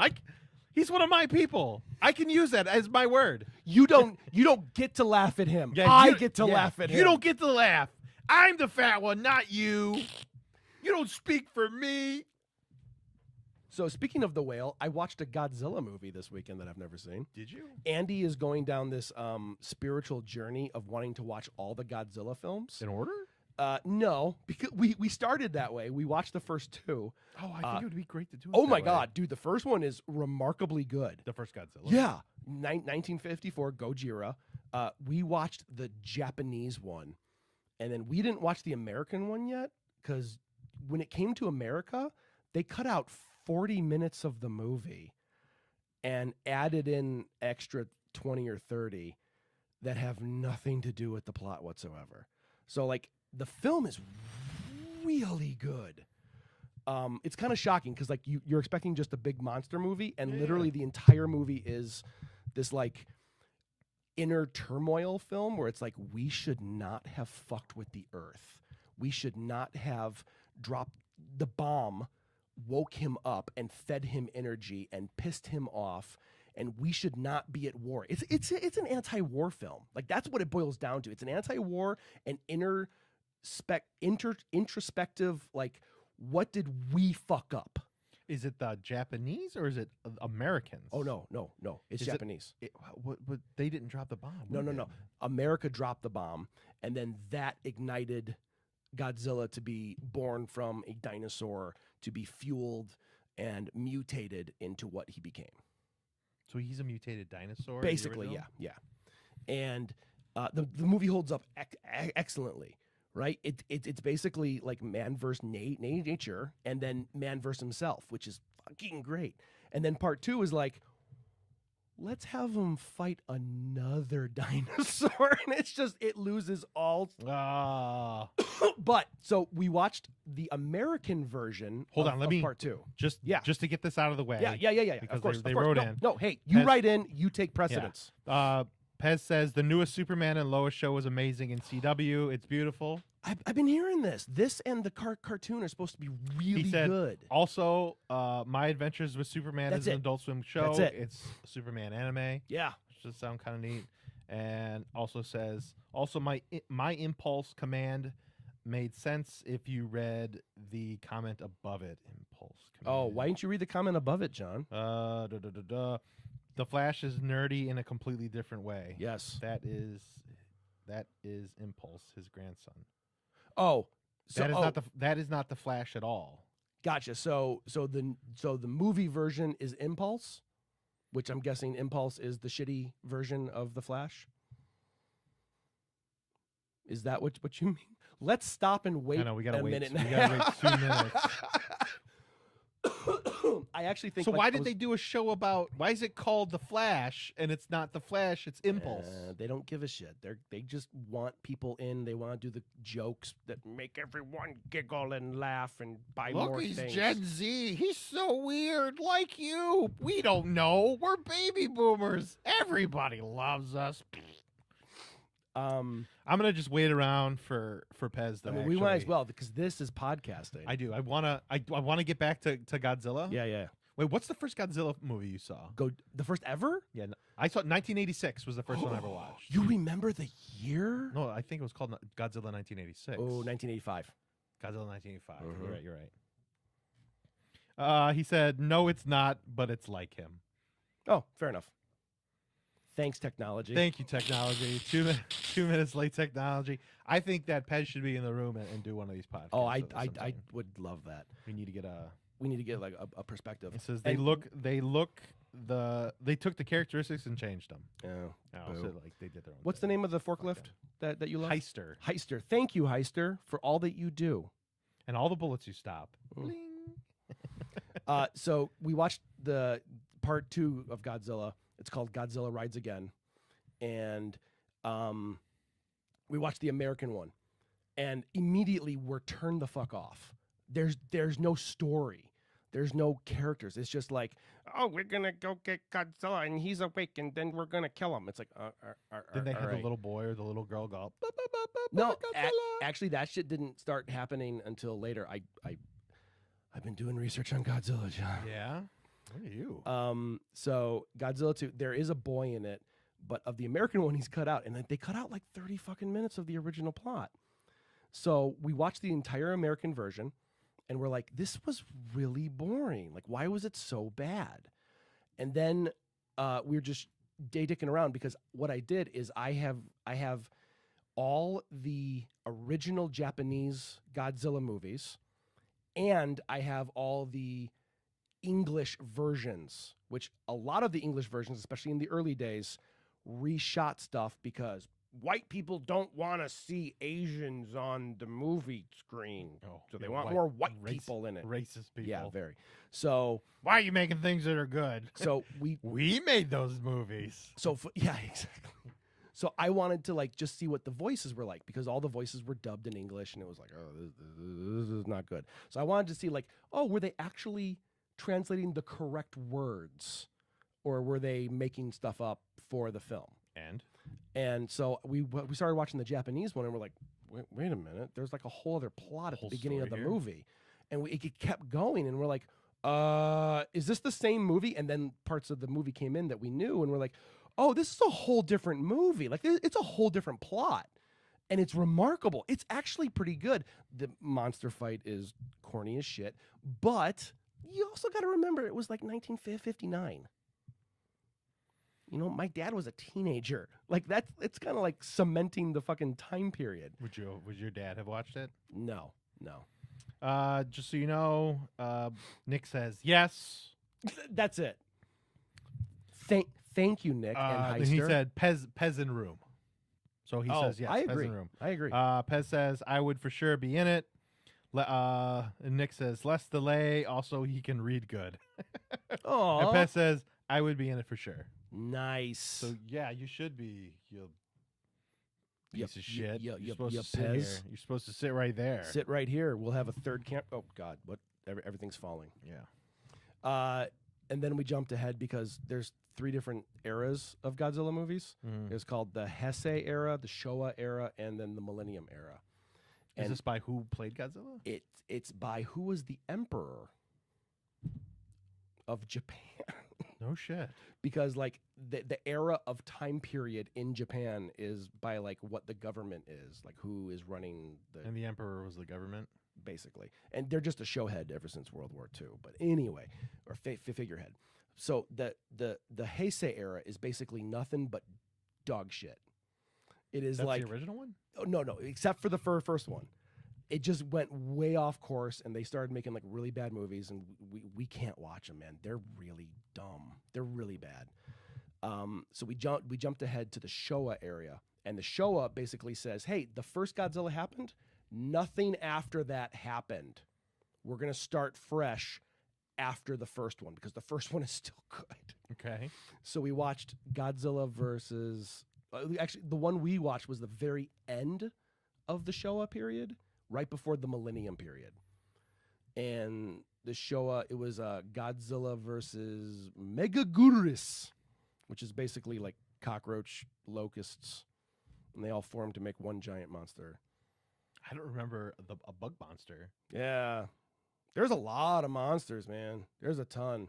Did you play any of the video game, like the Nintendo? did. The Nintendo one was cool. No, Where you had to like, disagree. dude, that was so cool because you had to fight on all the different boards, and you had to like, it was essentially It was chess. yeah, it was like chess. I need to replay this because I remember as a kid, I But you wanted, also I gotta wanted remember, a this fighting is, game. This is my memory of what it was. Like you had to, yeah, you had to like fight. You had to like fight all these worlds and essentially just take over. I thought it was kind of neat. Or is that? Hold on, man. That might have been a Super Nintendo one. Oh, okay. It might have been the Super Nintendo one. I now that I'm had the saying it. Nintendo one. It was not good. I heard the Super Nintendo one was actually fun. It might be the Super Nintendo one because it had like all these hexagons and you had to That's- fight on the different blocks. That's the Nintendo one. Oh, but maybe that's how I remember it. but basically it was like you had to move. You could only move one at a time. And then when you got to the world, you just walked through a level real slow as Godzilla. You had to fight, and you could only. But I remember like you couldn't shoot the Brave Blast all Nope. the time. Nope. Like And you got, almost twice. never. You got like twice. Yeah. Up. And it was like the fighting was like Burchar. That's how he fought. Burchard. Bullshit. He stands up on his tail and he flies through the air. Oh, that's the Heisei period.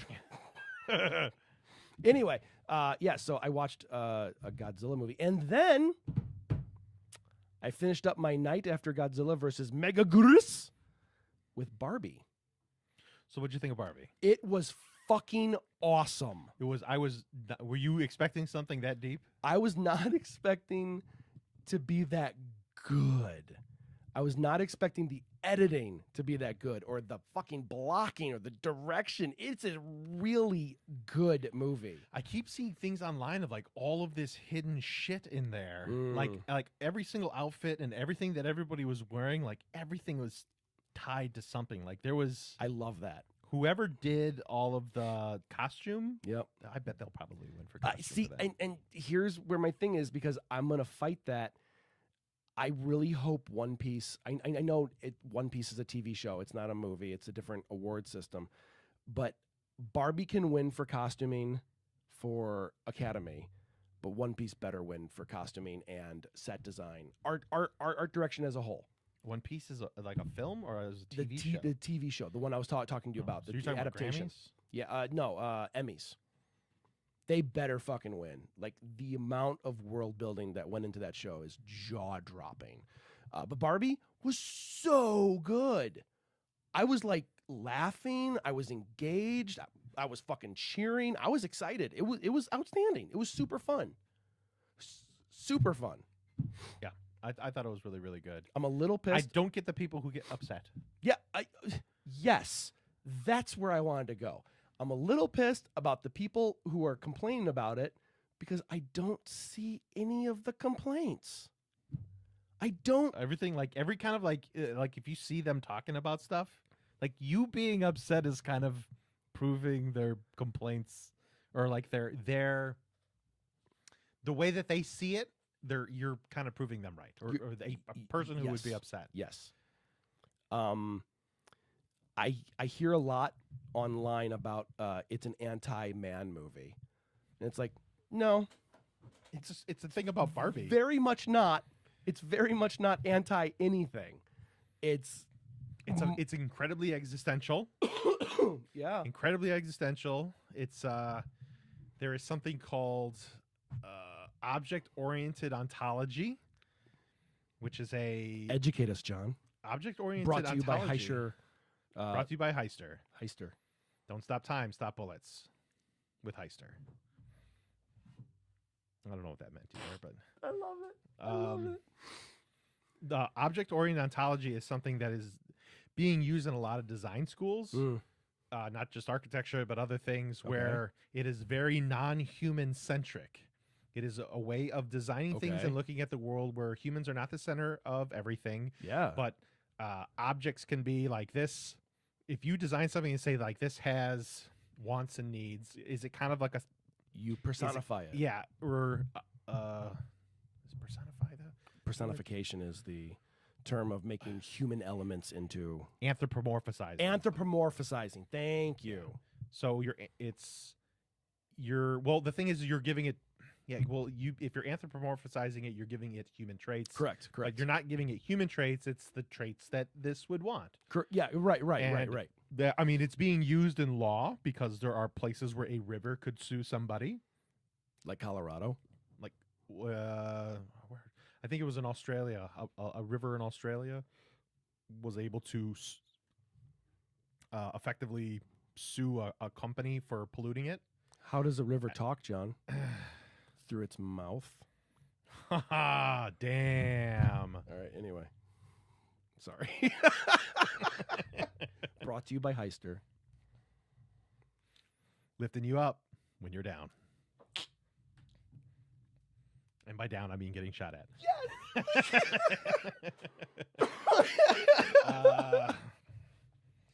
But yeah, so with object-oriented ontology, like if you look at Barbie as an actual figure, an idea with wants and needs, needs, what the movie which is is what about. the movie's about. Yeah.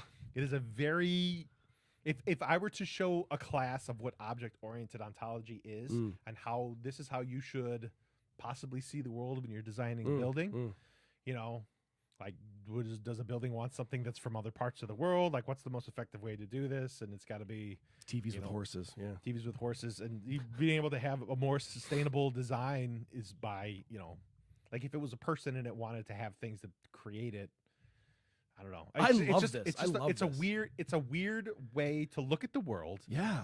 But it probably would make the world a little bit more resilient as far as, you know, nature and everything. But anyway, yeah. That's where I was thinking of going with it, yeah. So yeah, I just and on top of that, incredibly meta-modern. Well, it makes sense. Which is really where we're like getting. I think we're really starting to go into the meta-modern era, and this is as far as films go. Like, so you and I talked before, not on a podcast, but in other things. You can see where the Wachowski sisters wanted to make the fourth Matrix a meta-modern movie. Yes. And it was incredibly ham-fisted and very poorly done.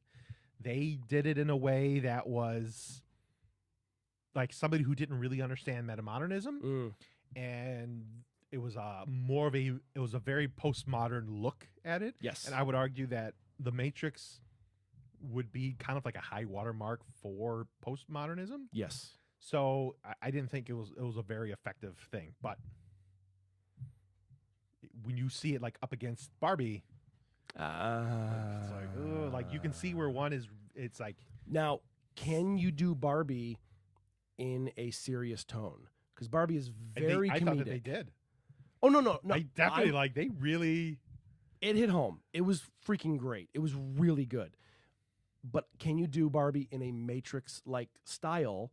Like take out the action. I don't give a shit about the action, but in a serious tonality of expressing these beliefs and ideologies and theories and thoughts, can you do all that in a drastically dramatic tone? If you would have made Barbie the film in the 90s, so several podcasts ago you said, I want to see a movie that's actually not guy-centric, where they're talking about guys, and it's, why aren't guys like this? Why do guys not give me a... Yeah. Yeah. So if Barbie was done in the 90s, it would have been very much Yes. like that. Okay. But when I told you, like, watch the movie, because Yeah, I yeah, think they yeah, were yeah, very yeah. successful. Yeah. And I think that they were. It was a completely, they never referenced any of that. It was Barbie, the idea, Which I love. living out the idea and its Yes. ideals.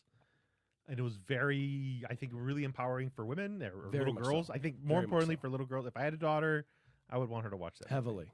And I think somebody who played with Barbies and like, because it wasn't like talking down to them. No, I don't Like, think it was at all. So I don't know. It was just really neat. And this is as a guy who didn't play with Barbies, I think that was really, really cool. Yeah. And I did the one part where Ken was like mansplaining everything. Yeah. I remember looking over at my wife and I was like, God. Yeah, I know. that's It was me. it was very As a matter of fact, me doing self-reflective. all of this is like really like, Yeah. yeah. It was self-reflective. But there's to no a girls that pain. watch this, so I'm okay doing that. I don't feel so bad. Okay, let's see. The irony was our last podcast had like more female listeners than males How do you know? because they would write in Last podcast? the Oh, the yeah, yeah. other. I smell what you're stepping. Nick writes in and says, less delay. Oh, no, we already read that one. Less I love to be delay. on it for sure. Nick says, I'm concerned about how much screen time Jay gets in a day. I don't think there's anything wrong with that. Okay, you do know it's like my job. Yeah. Are you sorry that Jay is doing his job? I think I do watch a lot, but I also work a lot, and then that time shifts too. And there was also a good month that I didn't watch shit, and I was just working nonstop. So yes, when I get time off, I don't go out and do things. Which I leads us sit into and the watch next things. thing. Finding Ferrite says, I agree, Nick. Let's get him a large air-conditioned cloak so he can go outside. more." Nah, I'm totally good. I mow the lawn. That's enough for me. Mowing the lawn is the extent of your outdoor activity. Yeah. So when do you officially start going outdoors? Pretty soon. I mean, I go out throughout summer. I Do garden you a lot. do anything in the gard- fall? Do you like get pumpkins and stuff like that? Yeah. Well, okay. Well, dude, this is my time of year. I love the fall. I love the fall and winter. Like late fall, like late October going into winter, and I love winter. I will go outside every fucking day in winter. I fucking love it. But every year I want to do something for my front yard for Halloween. Mhm. Like my goal for Halloween is to traumatize a child and make my neighbors upset with me. Like not in a bad way, just make them go, ew. Like I want that feeling. I love that. You know, that's why I got into making movies to begin with, is because I wanted to switch people's emotions. I wanted to like just make them feel something that they weren't feeling before. And I think horror is like such an easy, fun way to do that with. And I had this kind of game plan that I wanted to do this year, and my workload for I was pointing at my calendar and my phone for some reason, but like every day of October is booked. So I don't get to play with my Halloween yard this year. I'm a little bummed. At all? I mean, I'm gonna do something a little bit, but like I like building stuff. I wanted to do you've seen Return of the Living Dead, right? Yeah. I wanted to do a tar man, and I had it kind of mapped out how I was gonna do it. Was I was gonna get a barrel, and then slowly over the course of the month, you know, have the monster coming out of it and just hanging out. So when people would walk by, they'd be like, "Oh, look, there's the monster." And then I would be the monster inside the barrel on the night of Halloween. So when they would come up to the door, I'd be behind them. I see your legs falling asleep in that barrel. Oh, hardcore. Yeah, I'm not saying the whole night, but I'm saying a couple hours. It'd be fun. Dude, it's so worth it to scare kids because like they're in good fun.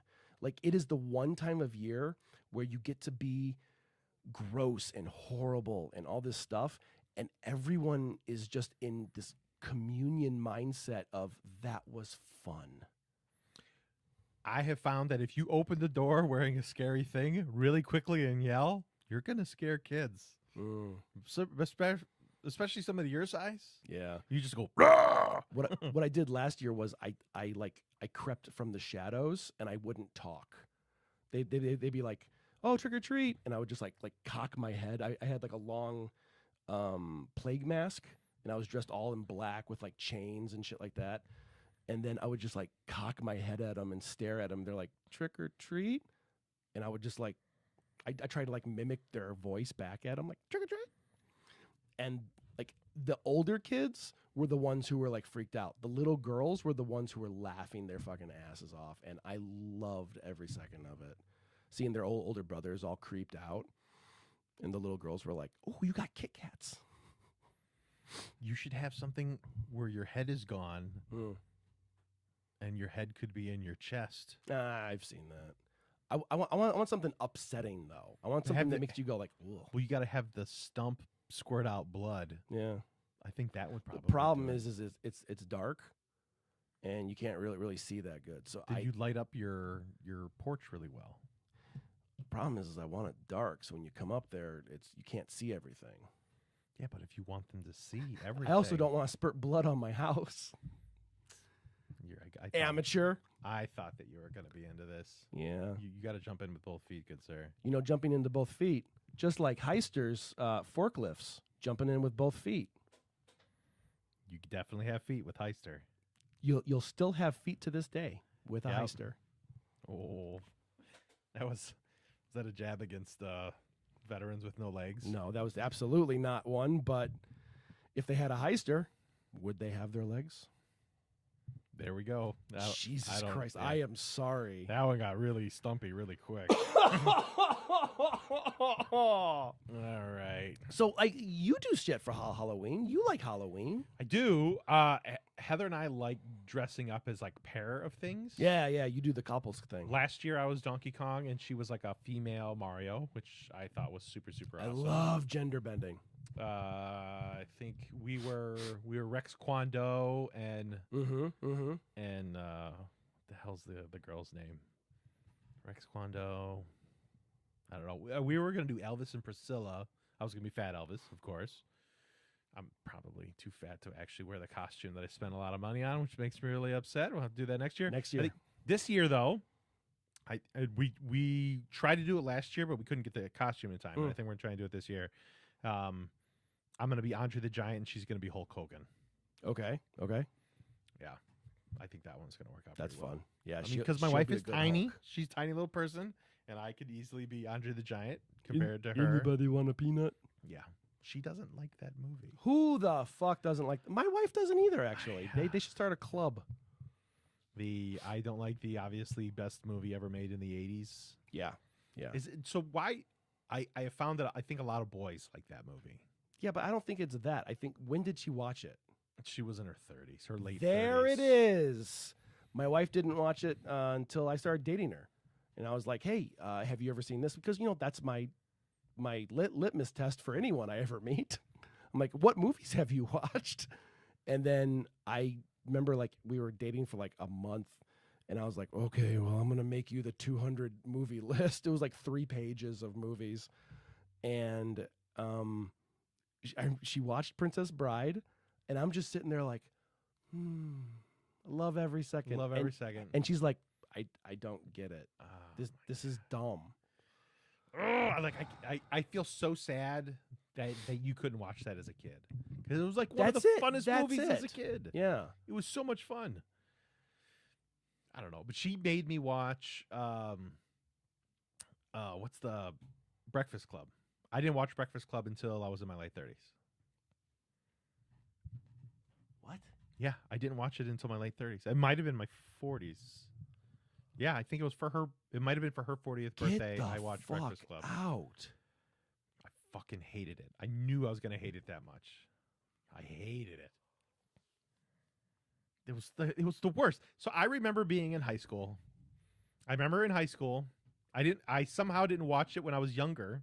How? Right? It was on Channel 9 every day. Never watched it. I had never seen it. I knew of it. I knew there was parts of things that I had watched. But never watched it at all. This is blazing my mind right now. I never watched it, but I remember in high school people all talking about it and wanting to watch it. And I kind of said so what is it about? And they were like, it was these kids that They're in detention. They're having problems. And I vividly remember saying, I'm in high school listening to people complain. I don't want to watch a movie about it. And I just never watched it. Wow. And in my 40s, I watched it, and it is exactly what that is. Just whiny kids complaining. And I didn't want to fucking watch it. that is It was the shocking worst. to me. It was the worst. The acting was... You know who the best person in the whole movie was? Bender. The principal. He's the best guy. Get the fuck. The principal was the best guy. Oh shit. No, it is the children that are wrong. It's Mr. Skinner. So we were just talking the other day, and Andy and I were talking. We like to have shows on in the background while we do house cleaning and stuff like that. And we go through different shows, but we go through like the same 5 shows over and over. You know, Office, Parks and Rec, Community, and South Park. Mm-hmm. And we're watching South Park, and we're like in season like 20 something, and we're both kind of looking at each other, and we're thinking like, you know, when we were kids, we really identified with Stan and Kyle and Kenny and Cartman to some degree. But now as an adult, I identify with Randy. I think they did a change on Randy. They did Oh the no, same. he did in like season 6 or They 7. did a Homer Simpson to Randy. Yes. They just made him a doofus. But the kids are basically the same from season 1 all the way on. They're basically the same. They get smarter, they become more cynical, but they're basically the same characters. So as I age up, I'm like, I don't get why you would want a new video game system. Why? You know, maybe save your money for something else. And then Randy says something, and I'm like, well, that makes a little more sense. And I'm like, son of a bitch. So it's funny how we identify with what we're watching at what age in life. So it's remarkable that you've never seen Breakfast Club, but I kind of want to do like a test on you to see like how you identified with what aspects of the movie, because you're identifying with the principal. I think the principal is the coolest guy. Who we He's saw funny. as the enemy. I was like, the principal is the only one who knows what the fuck is going on, and he was right. Well, Just and everybody the was a custodian. dumbass. The custodian. The janitor was cool as shit because he sided with the kids, but he knew what was going on. He was the eyes and ears of the school. He read all their notes. Like, he was a cool guy, but he's a fucking janitor who... I don't even remember the janitor. Oh, my God. He was a cool... I remember him as a character being like, I want to befriend the janitor. And I did in college. And Buzz. I remember Buzz. Yeah. Yeah, I remember I didn't We had throw a away. beer with him. I never had a beer with him. You did. I didn't drink the beer, but I sat in the room with me and Dean as they drank beer, and I had a drink of Gatorade or something. I kept every single orange juice bottle my entire for an entire semester and threw them all away at one time. And there was like 8 garbage bags. I don't know. There was like 8 garbage bags of glass bottles that Buzz was throwing away. I just remember him yelling and screaming. And the girl I was with at the time, her and I looked at each other like, oh my God, is Buzz throwing away everything at one time? And I felt so bad. I felt so incredibly bad. Very embarrassing. Very, very embarrassing. I used to keep all my Gatorade bottles as pee bottles, which I wish I would still do. But I don't drink Gatorade anymore, so. Nick writes in, why are 80s movies so good? Is that a bias I have because childhood? Yes. Or were they just better? No, they are 100% biased. There are some great 80s movies, and 80s movies was the boom. We talked about it before of, hey, we need content. It's basically the social media of what we're doing now. Back in the 80s is video stores needed tons and tons of content. And while you got a metric shit ton of garbage, you got some awesome gems in there too of people who are trying new things. Like, think about Tron. You know, Tron was so out of its depth. Like, not the technology, that doesn't mean anything to me, but like what they were trying to say in the movie, like what the movie was about. I thought that was fucking cool. Movies like Breakfast Club. It was a lot of very original ideas. It was a lot of very original ideas and a lot of not original. But I think you also got the formula, the movie formula. The movie formula was down packed by then. So well, I mean, the movie formula has probably been around for 12,000 years. no, it has. But can you want to go rewatch a bunch of 50s movies? Some are good. Some are. Yeah, but they're not that There's great. a lot of shit out there. Well, I think a lot of that had to do with technology. I think the way that they delivered lines because the speakers or the Microphones. microphones Mm. made the actors have to act in a very specific way. People are also coming out of vaudeville and silent era, so people weren't used to Well, they're- talking. Well, their microphones were you had to yell for their microphones. Yeah, not They were the always. worst. Yeah, but they weren't the best. No, like they like weren't. all the whisper stuff that they can do now. Yeah, These very intimate moments. yeah. Everything that was happening in these old movies from like the 40s and the 50s, Mhm. like they were yelling like they have it's like somebody in the back of the room has to hear them because they did. But they weren't okay. That was also the era of the stage, and they still shot movies like it was on a stage. So they put the microphone way fucking back. Okay, Well, they had to. I mean, it had to be out of the shot, and they'd have these massive. do you know why they had the massive shots? Why the wide shots? This is a fucking great story, Right, man. I'm intrigued. Why do they have? I know John Ford was everything about the expansive. Well, that was the massive shot. expanse. That was the theoretical part. That's different. The wide shot was so prevalent in early films because producers insisted on it. The director's like, "Well, we want to get in close to show emotion." They're like, "No, we paid for the whole actor. You should see the whole actor." It wasn't until That's way more commercialized Birth than of a one would think. Nation, the first close up actually comes into play story wise, thematically. I paid for that elbow. I want to see that elbow move. Dude, producers were furious. Fucking furious. It's like, yeah, I paid to see the whole girl. Show me the whole girl the whole time.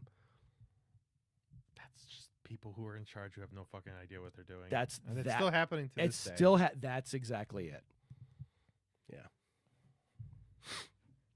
The next question is, Ooh, questions. I want questions. or the next thing is, Damn it.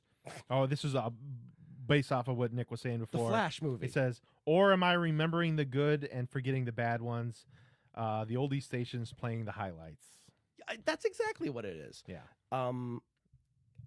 There is a reason my wife and I are going down a rabbit hole of trying to find all the worst films from the 80s because we love it. It's fun. But there's way more movies made in the 80s than you can think of. Way more. You're just remembering the really, really good ones. I mean, like people are going to think about the movies from like 2005 on. It's Okay. just going to be a shit ton of superhero movies. Yeah, that was so. There's actually a giant problem right now with the Hollywood system. This is why Matt television Damon is so did the fucking thing on good. this. Oh, did he? Matt Damon did an entire thing of why only superhero movies can be made. And it was very, very well thought out and in a very short amount of time. Oh, Where he essentially said, it's the only thing making money. because it makes money and That's it's it. guaranteed. Yeah, it's the blockbuster is the only thing coming out. Every single movie, dude. Jaws was the first blockbuster. The term blockbuster literally comes from people wrapping themselves around blocks to go see a movie. Okay, then you had Star Wars. Then you had like these big fucking movies. But every E.T.. year was maybe two. Definitely one, but maybe two. And all the money went to smaller projects, smaller films. In the 90s, you started seeing like two, maybe three, and that's pushing it per summer, per year, right? And then you get to the 2000s, and then every movie has to be higher budget. Dude, the last 20 years has been painful because every movie, like, I can't count how many times someone has watched a trailer with me and going, I don't know anyone in this movie. I'm like, you don't have to. Do you like the story? That's what you're going to go see. Well, no, I don't know anyone. Well, that means they have to pay for someone to be in that movie. If they have to pay for it, that budget goes way fucking up. Oh, Jim Carrey's in this? Well, that's another $20 fucking million. I'll pay. It's cool to see like a character or an actor that you like, but I'll pay for the director Director or story. or the writer. Yeah, There's so many good stories out there that I would have never given a chance if I have just looked at the cast or the above the line people. It's remarkable, you know. But now, literally every movie that is out is aiming to be a blockbuster, dude. How much do you think the average movie costs to make? Like you and I were talking about making a movie, and we were hemming and hawing over a couple grand. It's probably like 150 million. Okay, 100. That's on the higher end. Like Star Wars, was it 7 or 8? Cost 260 million, which is like one of the highest budget movies ever. But like the Marvel films, Avatar was $1 billion. well, you're talking about multi films, and also you're No. talking about advertising. This is why movies don't make money. Like every this is a great fucking story, and I'm gonna tell it wrong. I'm sorry, but like every movie that comes out, they only care about the first 2 weekends. Like the people in charge of making the money, they only care about the first 2 weekends. After that, they are not gonna make their money back. It's done. It's dead, unless they made their money back the first 2 weekends. That makes no sense, especially like if you have something that got real popular for like DVDs. But they're few and far between. Well, they are now. How many can you really name? The DVD ones? No, I'm not saying DVD, but I'm saying like something that becomes more cult status later on. It happened a lot in the 90s. You know that. A lot? Yeah. Yeah. It ended up happening a lot in the 90s because the 90s pushed the DVDs really, really hard. Oh, Big Lebowski didn't make it. Very good until- point. Well, but, Didn't okay, make it. that's one. Austin Powers didn't make it. Austin Powers was actually pretty Mm-mm. popular in Austin the Powers, theater. nobody knew it happened until Austin Powers came out. Okay. I was in a store that was literally pushing that movie when it came out to theater, so maybe I'm a little blinded by that. But that's But that was like- you named two. That was like 30 years ago. It was way more in the 90s than it is now because they don't even do DVDs really anymore. Well, yeah, and then the home market is very fickle because you can literally start watching something and turn it off halfway through. I really Give I everything wish a chance. I wish we could just see what the numbers are in streaming. Oh, I think and that would be they won't. Like, why not? That's what I mean. That's part of the whole fucking strike thing. It Right makes now. no sense. It like, not doesn't seeing the make movies. sense. Yeah, I don't know. That's a whole different beast. Nick writes in and says, "Oceans are heating up, bugs are dying off. If we're sure civilization was going to an end, what would your plan be?" Ocean's 11, Bug Life. What was the last part? Oceans are heating up, Ocean's 11, bugs are dying off. Bug's Life. If you were sure civilization was going to end, what would your plan be? I never played Civilization. It was a big popular game on PC, but I never. So that, I never guess it played goes to the next thing. Feel free to skip my question. no. Stuff at the wall. It's actually a very good question, but it's like, God, that's bleak, man. We went from like fun topics to bleakness really quick. Well, I don't mind talking about bleak. No, I That's don't real, either. dude. Yeah, and here's me saying like, oh, I love living in fantasy worlds. Yeah. That's why I don't do documentaries or dramas so anymore. with the oceans heating up and bugs dying off, I think like moving north is going to be a good idea. I Mhm. think climate migration is going to be a really big deal. Mm-hmm. I think like a lot of Florida, there's going to be a lot of Florida there's going to be a lot of people that are going to be leaving Florida due to so many different. Well, I hope they don't leave. I hope they just die off. It'll only be poor people that leave because there'll be land that is affordable. That's or what you were there'll be saying. land that'll be left off, but only the rich people could afford it. So Yeah, the yeah. poor people are going to go north. Mm. Same thing with like parts of Texas. So it'll be Alabama. The poor people are going to leave California. The Yeah, poor yeah, people yeah. are going to leave Texas, New Mexico, Arizona. Poor people are going to have to leave, and they're all going to move north. It sounds like the Chicagoland area is going to what- probably heat You- up. You were saying this is going to be like the I think it's the going to be like Great Lakes area. I think the Great Lakes area is going to be the epicenter of a lot of stuff. I think due to Chicago being here, there's going to be a lot of people that come here. Mm. I would have to say if you own a home right now, Mm. don't sell if you're in the Chicagoland area because your property values are probably going to go through the roof because you own property in an area that a lot of people are going to want to be in. And you'll be put in a position like it was with the people who wanted to move to Denver, who are like from California, where their property values, because their family had owned the homes for such a long time, and their property like quintupled. You could sell your home for $1 million if you're on the edge of somewhere, and then you can go somewhere else. Mm. And I would like, in my head, I think hold on to the property here as long as possible, and then move to Duluth. Where or north, because that shit's gonna that ecosystem's gonna change. well, I think Duluth is gonna. Duluth is the next big city. I think. I think Duluth is gonna be the next big happy city. Yep. And it's gorgeous there. I love Duluth. I love it, and the people are so fucking nice. So I think Duluth is gonna be big. What are some other? I mean, there's like a handful of places. I'm trying to think of like some. I guess Minneapolis would probably be on that list. Minneapolis is nice too.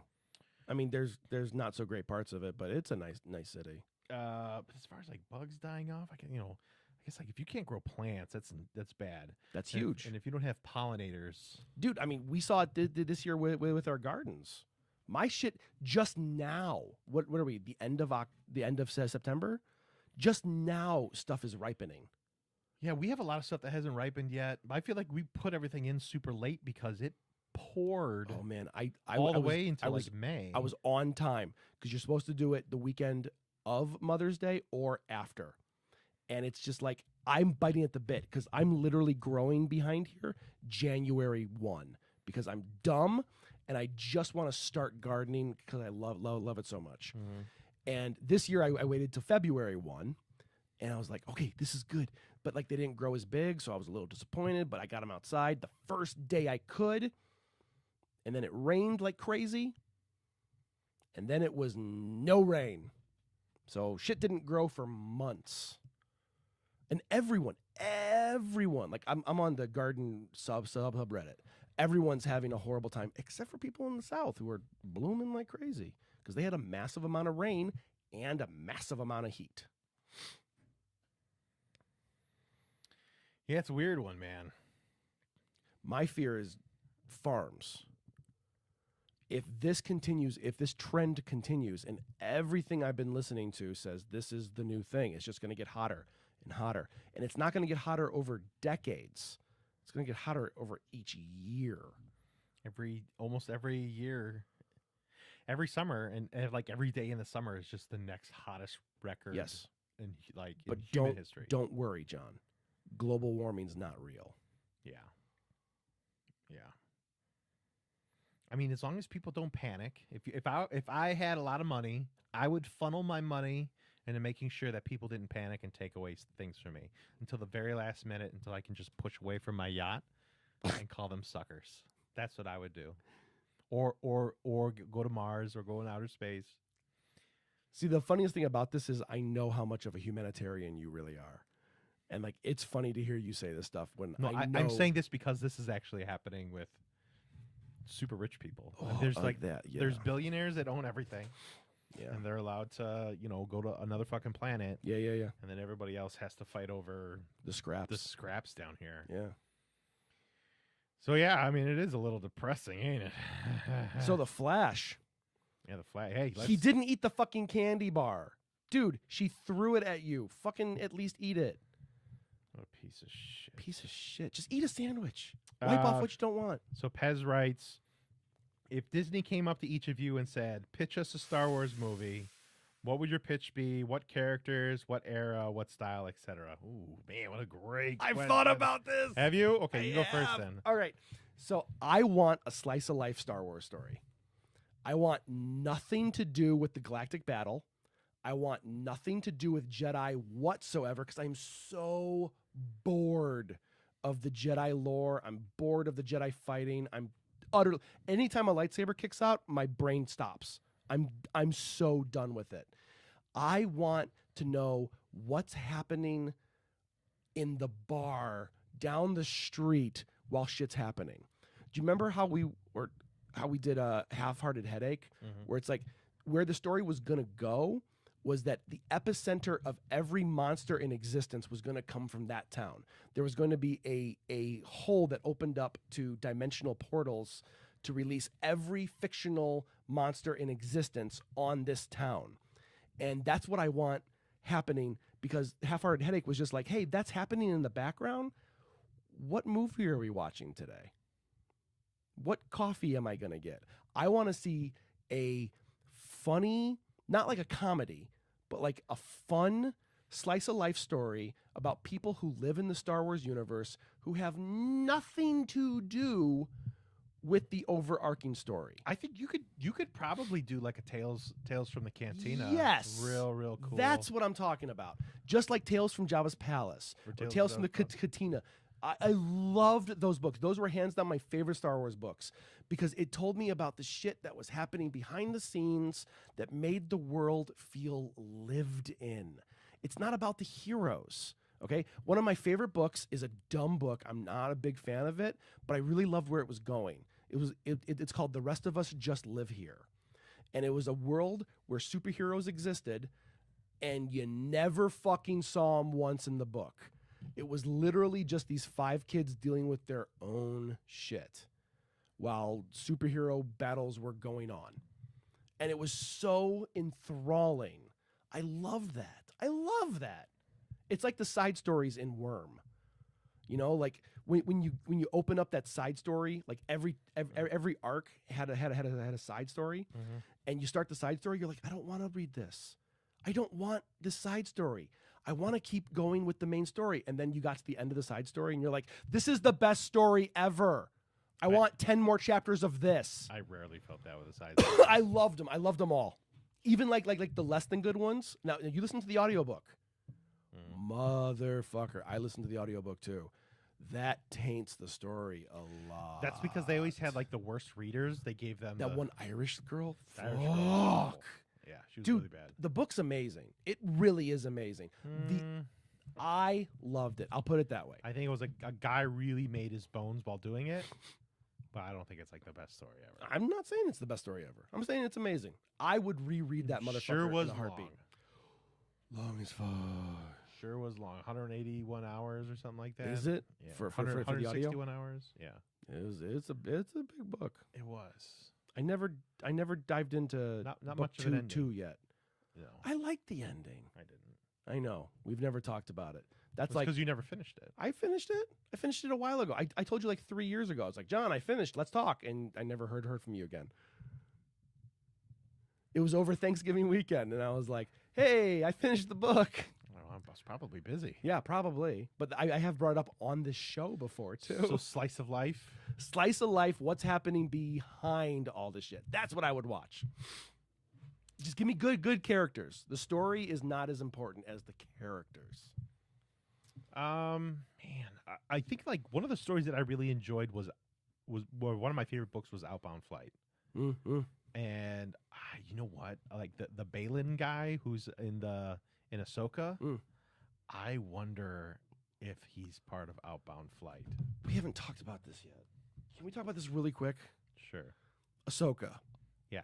I am not interested in any of the protagonists. Okay. None of them are compelling to me. The villains? Yeah. They're amazing. They sure are. Every time we cut away from them in the show, I groan a little. They are super good. It sucks that the guy died. He died like a week before the show started. No! Yeah.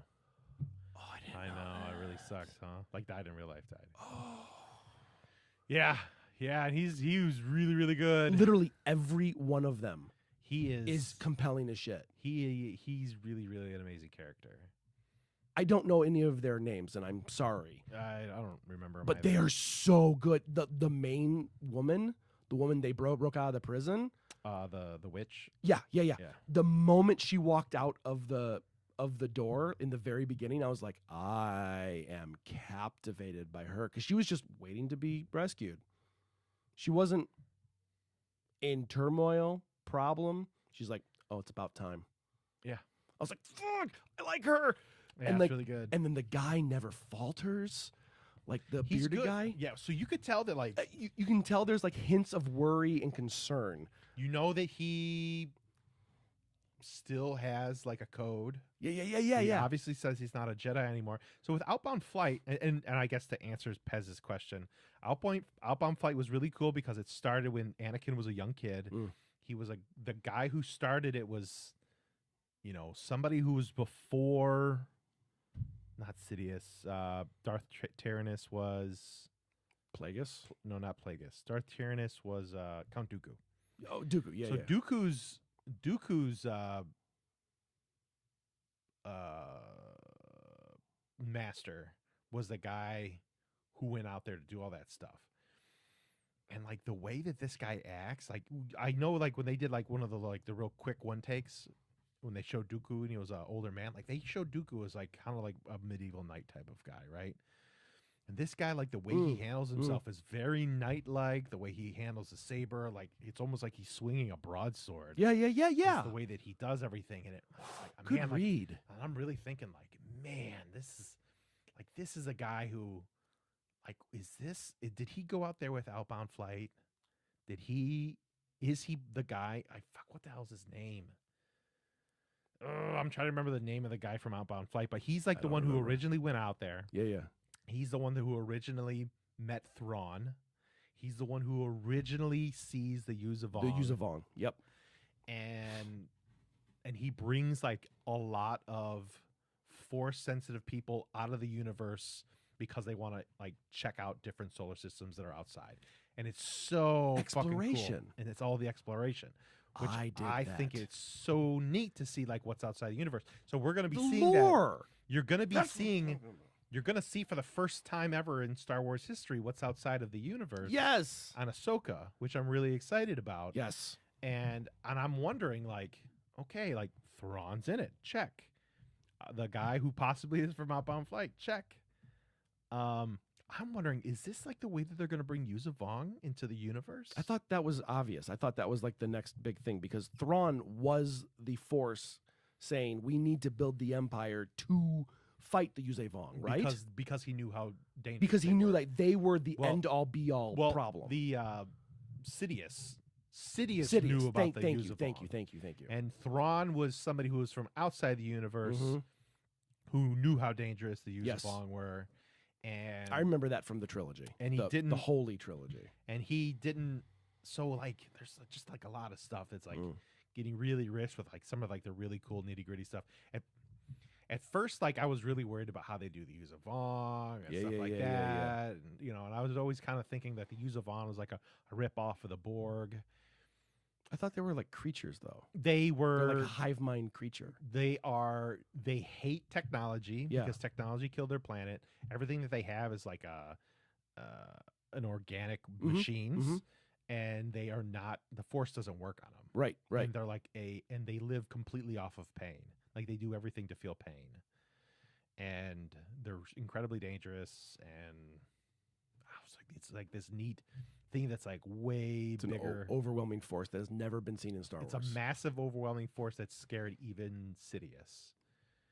And I'm like, I'm wondering, like, is this going to be something that they're going to bring in to like kind of take things over? I can't ruin. I mean, I don't know what to talk about with you. There's so much more to talk about with Ahsoka, and what happened on Rebels. On Rebels and with Clone Wars. Yes. I love filling in the gaps. Mad Libs is fun with you. Yeah. Oh, you do a great job, especially for somebody who hasn't seen it. I mean, do you want me to just ruin it for you if you're never going to watch it? Yeah. Okay, so when they went to this planet... wait, spoiler alert, especially since we're live. Okay. When they went to the... I mean, it came out like 12 years ago. I know, but what if someone's waiting? So Mortis was a planet that Anakin and Ahsoka and Obi-Wan went to. Okay. And there was like some weird massive pull to get them all to this planet. Okay. And they found out that like there is in fact a center, I think like a force center of the universe where there's a father, a son, and a daughter that are the center of all the force. Or like they're kind of like the keepers of the force, right? And the father kind of had to control the daughter, who was like everything that was the light side of the force, the protector of the light side of the force, and the son, who was the protector of the dark side of the force. The dark side wasn't bad. Yeah. And the good side wasn't good. Right. It's the balance. It was all about balance. Right. And the father is the one who kind of like kept everything in check. And when Anakin showed up, the father's like, "Good, you're finally here. You're the chosen one. You're here finally. Oh, you have to stay because you have to take care of my son and my daughter. I can't do this anymore." Oh, and all of this stuff happened where like the father wanted to leave, the son didn't want it to happen, and then like the son kills the daughter, and very Mark of Cainish. very Mark of Cainish. Yeah. And I think the father, I think the daughter dies. The son is still around. That makes sense. But the part of when the daughter dies, she gets brought back to life, but part of her ends up living inside of Ahsoka. Okay. That's why when you see there's like a Force bird or like a Force owl that has been around Ahsoka and has kind of been like her symbol for a super long time all throughout. And that's the thing that's like, this is why like Dave Filoni like hid all this super important stuff in the background of all these things. And it's always just been kind of going. So Ahsoka's kind of, she's always had this thing always following her around of like, now that like the good side and the daughter is imbued on her. And if you notice, like her lightsaber, she never had a colored lightsaber. She always had a it's white, always been white. Yeah, she's always had a white lightsaber. And like so, Anakin and Ahsoka and all them, they all left. They left Mortis and they left it in ruin. Okay, and they never replaced anybody. All the things that they wanted to do, they just like left it as a mess and they went on their own ways. So there's no balance now, and like the balance kind of started possibly on Mortis, was possibly where a lot of this happened. Okay, like why there was an imbalance in the Force, possibly. I don't know. So when they go to Rebels, what ended up happening in the Rebels? Oh, sorry, that was Clone Wars. That was Clone Wars. Gotcha. And all like years later, when they got to Rebels, spoiler alert. Again, Rebels came out a long time ago. Let me make sure nobody's pissed off. Don't listen if you guys are. Okay. In Rebels, there was a lot of symbology on Lothal, which is the planet that the younger Jedi kid was living at, and Ezra. Okay. Ezra Bridger, a bridge between two things. Ezra started to notice like a lot of symbology of things from Mortis with the father and the son and everything like that. And as he's learning stuff about the Force, and he's learning the ways about the Bedawa. Which was, right. And right. I had said this a long time. I always felt like, I also hated like the Jedi. I was never like I liked the Jedi when I was younger because it was really cool. Well, yeah. But after a kid, a while, I wasn't really interested in it because like the Jedi were always like, we're super good and we do this and we're super bad. And as you get older, it seems kind of silly. With Rebels, they started to bring this idea of like a third or another way. A more of a balanced way. Okay. And that was really something that Ezra started to know, where like Ezra had things from good and bad. Like Ezra messed around with dark elements, with like Sith holocrons and stuff. Okay. like that. Okay. He learned things, and he ended up being really good and like way more powerful than he should have at a young age, because he was really adept at being good, but he could also do bad things as well. Yeah.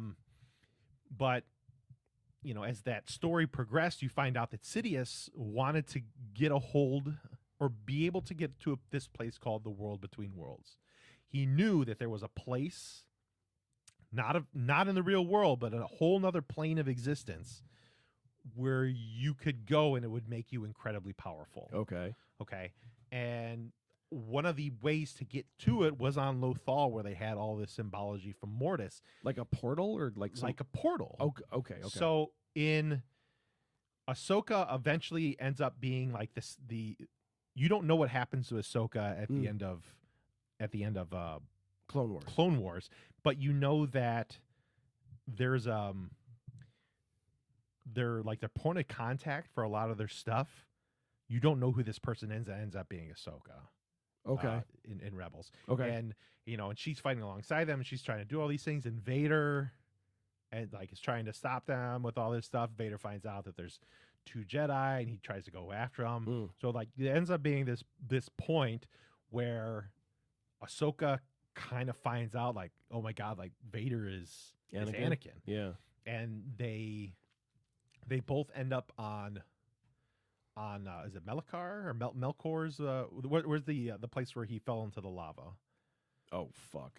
Bob, Yeah. Anyway, they end up at the place where he ended up turning into Vader. Yeah, the place yeah, where yeah, they had yeah. all the Well, lava and everything. that's where Vader has his castle. Where Vader has this castle. I think Yeah. it's Melkor. Shit. Anyway, he's It does begin with an M though. and Ahsoka, and this was an amazing. This is like one of the best episodes where like she's fighting Vader, and part of the mask comes off. Oh my god, it was like so amazing because it was so incredibly good, and you can kind of like I just remember like Vader. It was either Vader or Anakin. It's like, have you seen what I've become? Like it's so heartfelt, and it's oh my god, it was just They tried to do that in Obi-Wan and it failed miserably. yeah, no, they did great, I think. I remember just getting like goosebumps and everything over that, and probably because like you didn't see it like it happened once already with Ahsoka. Okay. So like you see the thing with Ahsoka, so you get this, like it's Now you almost see like it with Obi-Wan. then you see it with Obi-Wan. So it's like Okay. it was just this really great Okay. recall of storytelling. But then, they try and go to save Ahsoka, and then she closes it down, and then for like 2, 3, 4 seasons, like you just assume that she's dead. Like you never know.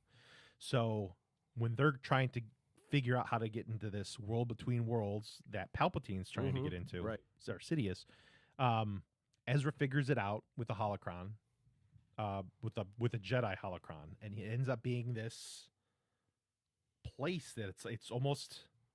It kind of looks like. Have you ever seen? A moose chewing walnuts in a room. Yeah.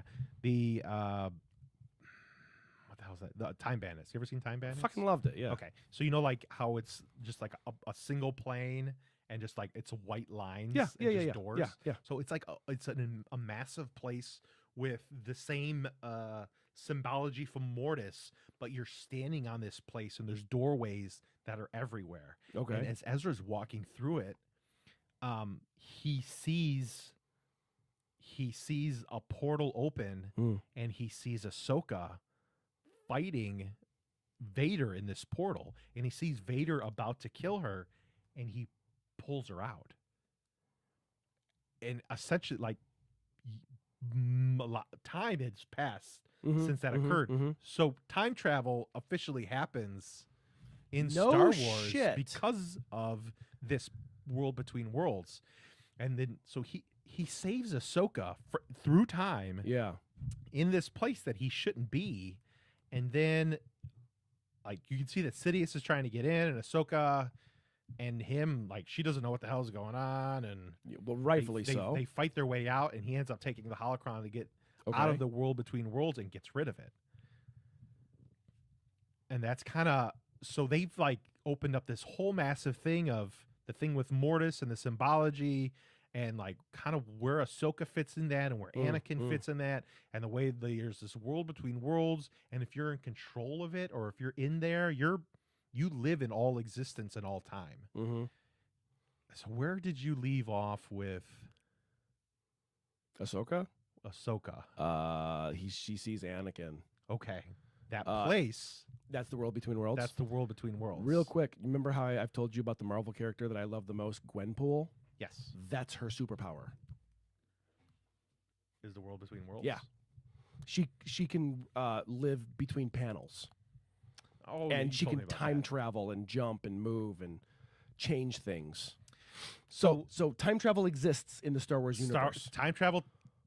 I don't know. I don't know the mechanics of it. That's what's really interesting, is because I remember them saying like, I'm glad there's no explanation. Don't give me midichlorians. Let me live in the lore. I think I remember. So a big thing that they talked about at the end of spoiler alert, at the end of Rebels, Kanan is Ezra's master, right? And he ends up sacrificing himself. Like one of the greatest, Rebels is awesome. It was such an amazing show. I've heard he ends up like good things about he's it. literally like stopping this massive fireball, and he's holding it and containing it just in time to get his friends out, and he has to release it and kill himself to save everybody. Not unlike Black Magic Cop. Yes, just like Black Magic Cop. So when he's in the world between worlds, he sees Kanan Okay. and knows I can save Kanan. Okay, but he okay. knows. But the thing that they really tried to reiterate was, if you save somebody or make changes, consequences are going to occur because of it. Which is beautiful. I love that. So the thing that I wonder, when they showed Vader and Ahsoka fighting in Melkor, She pulled. so what they saw was that when they were fighting, that whole like castle, that whole part that they were in, that temple was collapsing in on itself. I think what ended up happening was Ahsoka and Vader. This is my theory. Okay. Ahsoka and Vader died. Okay. They should be dead. Should be. But because he pulled her out, She's an amalgamation. There's something wrong. because she pulled her out, Vader ended up living. He was allowed to continue to live because Ezra saved her. Okay. Had he never changed time, Vader should have been dead. But however, that leads into meta knowledge. And that's why it's. Well, no, that's my. I mean, that's my theory. I like it. That's my theory. My theory is that. But the problem is we already know he's alive because of episode 4, 5, and 6. Yeah, but we also know he's alive because possibly he's alive because Ezra saved Ahsoka. Correct. So it's like one of those weird. I'm not 100% certain of the mechanics. Okay. I do know that the idea that I feel like they were pushing was that if any changes happen in the world between worlds, you have to pay consequences. Which I like. That's age-old storytelling. That's Monkey's Paw. You really got to watch the next, because there's so much more for me to tell. But because you haven't watched the next episode, Yeah. I'm going to keep watching Ahsoka, mostly for the fucking villains. I want to see what they're doing. I don't really give a shit. You got to remember, again, because I know all the knowledge of everything else. Of course. Yeah, the villains are cool, but there is so much more like huge arcing backbone story. It's like, that's a neat little character in the grand scheme of like 10 to 14 years of story coming to fruition and bearing fruit. Trust me, I understand. For the first time, and it's like, oh my God, this is so fucking amazing. Dude, right now. You're talking to the person who lives that kind of mindset, who will. And it makes me sad that like shit. It makes me sad that like you never wanted to be part of it because you couldn't finish it. No, I want to be a part of it. The problem is I'm just not engaged with it. It's so Rebels, I didn't give the full first season. I gave a couple episodes, and it was so kiddie. I mean, there's so many things where like kiddie shit where you just have me. to choke it down and just do it. And I know because of your background, you're like, well, I shouldn't have to. And I feel like, you miss out. There's so many things that suck in the beginning. I was just watching something the other day that was talking about the comparison of Parks and Rec to Seinfeld. Okay. Where Parks and Rec, if you take Parks and Rec based off of the first season, it's a failure. It's awful. Disagree.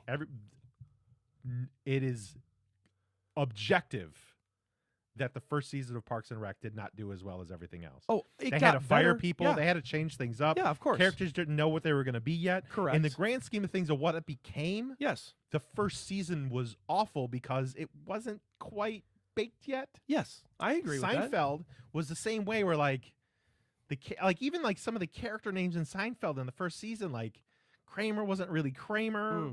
Characters weren't done yet. They were trying to figure out what it was going to be. But that's how most shows are. Yeah. So when it comes to like Rebels and stuff like that, it's I get like they started a thing. They're figuring it out. Tonality needs to start early. I mean, I think you're arguing because you know the book so well. Well, I wouldn't go that far. Because you know the book so well and how things should go. Because I find myself doing this when I'm talking to Heather.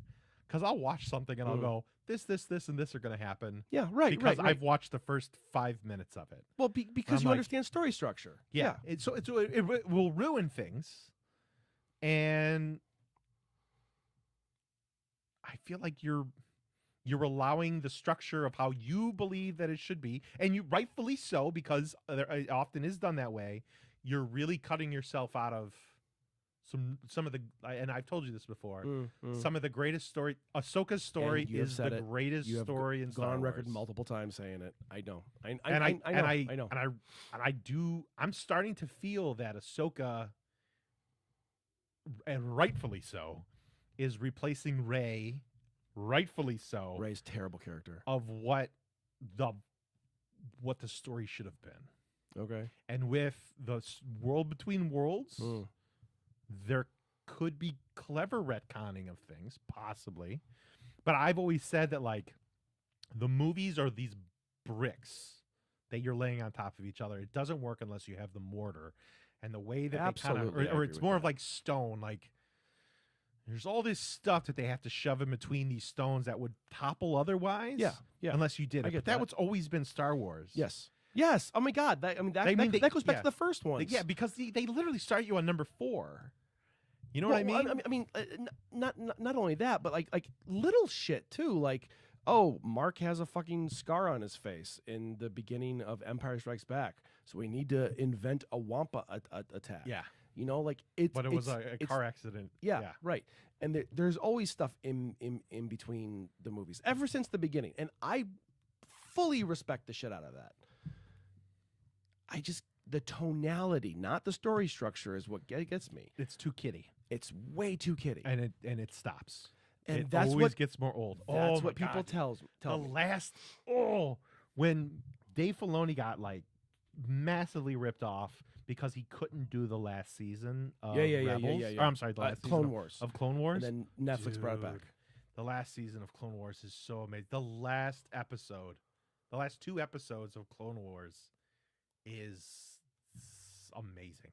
It's so amazing. Like all of that, like I Dave know. Filoni is I get so it. good. He's an amazing storyteller. And like all this stuff He that should was have it was a done kiddie Boba Fett. show because it's about a kid, you know, and like in the same way that they did it with Harry Potter. You're literally growing with these people, and it starts off because you're dealing with a little kid, and they grow up and they turn into, you know, Does the the kid shit characters. go away though? Like Yes. the jokes and stuff. oh yeah. Because I think that's the one thing about Star Wars I don't want. I don't want the humor. I don't want the little nudges in the ribs. I don't want that shit. I think you kind of get that a little bit with like. I mean, they always that's I Star want the Wars. samurai film. The Star Wars stuff is campy though, right? No. And I think Star Wars is 100% campy. I don't. I disagree. I think it's taking a camp subject and handling it respectably. There was always like the goofy shit in the background that's just George Lucas. Like it or not, George Lucas made that a part Like what? of what the hell, the Ewoks. All right. I mean, that was obviously toyetics.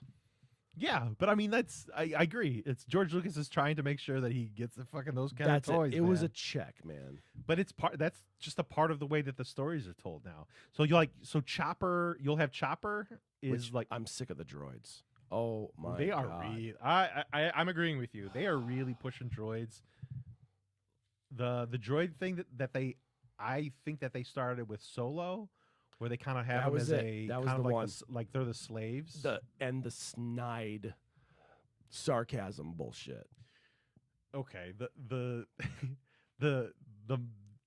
sad droid from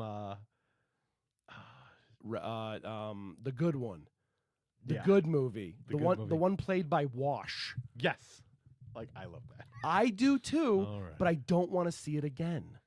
I don't want to see another one understand. like it. So like Chopper is another astromech droid. Yeah. The reason why I like Chopper, I'm pretty certain I can hear the swear words in Chopper. Oh, and a lot of people joke about it. I was like, yeah, that fucking droid said fuck. yeah, yeah. Like I know that droid said fuck. And I didn't watch Rebels, but I'm watching Ahsoka, and you can hear it in there. Yeah, he's the mouthiest droid out there. I do. I really like. I really like him. Brack. What the hell's the big guy who is obviously designed is Ralph McQuarrie's original design. Yeah. So he's kind of weird in some of the things where I kind of like don't like him as much, but like he grows older, and they did the live action version of him. Mm. And you can kind of see like they played him straight. Dude, to me, the droids are very like, hey, we can't figure out how to make this story element work. Have a droid do it. It's basically space A magic. MacGuffin? A space MacGuffin? Yeah, it's a space MacGuffin. I mean, it all is. It's like, just make it work. Hey, R2, open the door. It's like, all right. All right. Shove your little droid dick in the wall. Next question. Oh, good. I know. Going back to climate change. There we go. I want sadness and gloom in my podcast. Oh, this is the Burgles. Oh, shit. Going back to climate change, what architectural changes / innovations / trends do you see coming in the next several years? I'll let you start off with this. You're an asshole. I'm interested in what you would say. Architectural trends? Yeah. Going back to climate change, what architectural climate innovation trends do you see coming in the next several years? By the way, just a quick note. This is the gentleman who also is fighting the good fight, trying to get me to watch Rebels as well for a very long time. Yeah. Oh, shit. I mean, I don't know. You have your finger on the pulse of this. I just look. I'm at shit interested and in go, somebody who's not who in has the business. no idea. Yeah. What do you feel is the architectural community is doing? Not a goddamn thing. Yeah, not enough. I can't see anything from inside my box in the basement in a hole. I mean, you said yourself that the architectural community is 70 years behind anything that is needed. Is that accurate? I would say they're If that's the case, No, shit, so shit they're- needs to no as Hurry up. far as art movements, they're behind in art art movements. movements. Thank you. Yeah. Okay, so what do I see going? I see self-reliance, meaning I see more eco-friendly roofs, green roofs. I see more eco-friendly usable materials that aren't biodegradable but can self-produce electricity or energy in some source. Whether that be energy be water, food, nutrients, whatever. I see that being a big next step. And I see cooling of human comfortability being a big issue moving forward. I also see the need for not leaving the house eventually being a big thing. I think the desire will be there to leave the house and congregate and do whatever, but I think if the world is going as globally warming as we're expecting it to be, I think you're going to see more people hermiting and living and thriving online. And I think online communications have to protection of shield grids, of wires and fucking fibers and that kind of more shit. of an infrastructure to keep up Thank with. you. Yeah. The infrastructure was the word I was thinking. I think that's going to take place of city roads and highways. It's going to be more important to keep people connected digitally. I think a lot of those things people are gunning for, or in their, I think they're trying those right now. Am I being too short-sighted? No, I think some of those things they've been trying to do for 20 years, and a big problem with it is it's the architect can only recommend that it be done, Right. but the client has to pay for a lot of Yeah, these right, things, right. So there's LEED is a it's kind of like a program that was picked up by I think George Bush. It was either George Bush or it Senior was or W? W. It was Okay. either W or Obama who said that all federal buildings would be done to LEED. And it's sustainable practices is really what it would be to make sure that things are designed properly. Yeah, I remember hearing about this on NPR. I remember driving. I remember exactly where I was when I heard about this on the news. Yeah, This is super interesting. So you can see you'd have LEED silver, LEED gold, LEED platinum buildings. What's the difference? It's done by a point system, and how many points you get is whether it's going to be silver, gold, or LEED. A lot of people don't want to do it because you can still design to those standards and not have to pay for the lead accreditation, because Okay. you essentially have to pay for lead consultants to actually make it work. So I mean, it's pretty. It can get pretty intense. And Yeah, I yeah, had done yeah. a lead building in Canada, and I didn't really have to do anything with it. Like they just kind of said, this is what we have to do as a strategy. This is what we have to do to get these points. Mm. And I would just kind of design to make sure that we're hitting all those things. And a lot of stuff is, it's just site stuff, making sure you're punching windows in the correct place, making sure that there's things put in place to, like you're picking materials that are local, stuff like that. I mean, and it's Right. it's a good thing to do, but like in America, we act like it's this great new innovative thing, but that's how the rest of the world just does it normally. Isn't it been like that since the dawn of building? Yeah, I mean, and you would have to, like, you can't really design something where you're not picking local materials because you can't afford it. Yeah, you the know? cost goes astronomical. Yeah. But they have stuff like WELL is another thing where it's more of not necessarily sustainable practices, but it's how people live inside of buildings. Okay. Yeah. To yeah. make sure that it's, they're living happy lives and they can actually be inside of a building and be very comfortable, and WELL is good. I mean, recycling is part of WELL. I'm not going to suck my own dick on this, but it sounds like everything I said was accurate. Yeah. No, I mean, a lot of the stuff you said is pretty good. Let's see. As far as he was talking about climate change though. So I remember like back in 2006. White hen. Yeah, White Hen. Back in 2006, there was a lot of stuff about 2030 challenge. Oh yeah. Yeah. A lot of the things that we want are just not going to happen. And I remember, it's not only is it going to be the worst case scenario, but it's a way worse scenario than we thought it was going to be. Oh, good. Is the way that it's looking. And I remember thinking back in 2006, there should be something called Plan B architecture. Okay. I've read a book that like literally called it Plan B. To like abort it? Yeah, of course. I'm sorry, everybody out there. Just got to get a coat hanger to clean out. Yeah, so I'm glad I didn't. I know. Go ahead. Really, okay. It's not Plan good B. for me. It's really bad. So it's sustainable architecture is like usually it's not like just even like saying the word of like we're sustaining. We're doing just enough to make it work. But sustainable means to reuse and to keep the quo, right? To be able to sustain. So to be able to sustain. Yeah. Yes. So people are thinking less sustainability and more resilient design. Something that's actually going to be good point. Very strong and be able to be durable and is going to last. Not just sustaining, but being resilient. But be able to last. Oh, okay. And I think with a lot of that is like with urban planning, like people are going to have to not build in floodplains anymore. Like city planners, I understand that a developer wants to give you money and they want to sell homes to people where it's eventually going to flood, but they're going to get their money. But you're building in a floodplain. I mean, it's not the best idea. Yeah. So changing urban practices and urban planning is going to have to be something that's really going to happen. You've been talking about that for decades, by the way.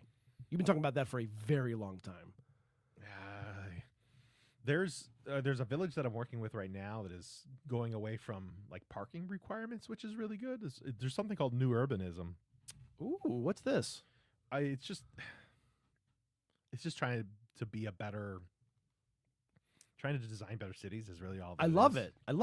So with every time that you go to design a building, the city or the village is going to have requirements saying how many parking spots you're going to need, right? Okay. And this is to kind of stop the sea of parking. Like, if I'm designing to a standard, some arbitrary standard of a list that like my building type has to apply on this very short list. Okay.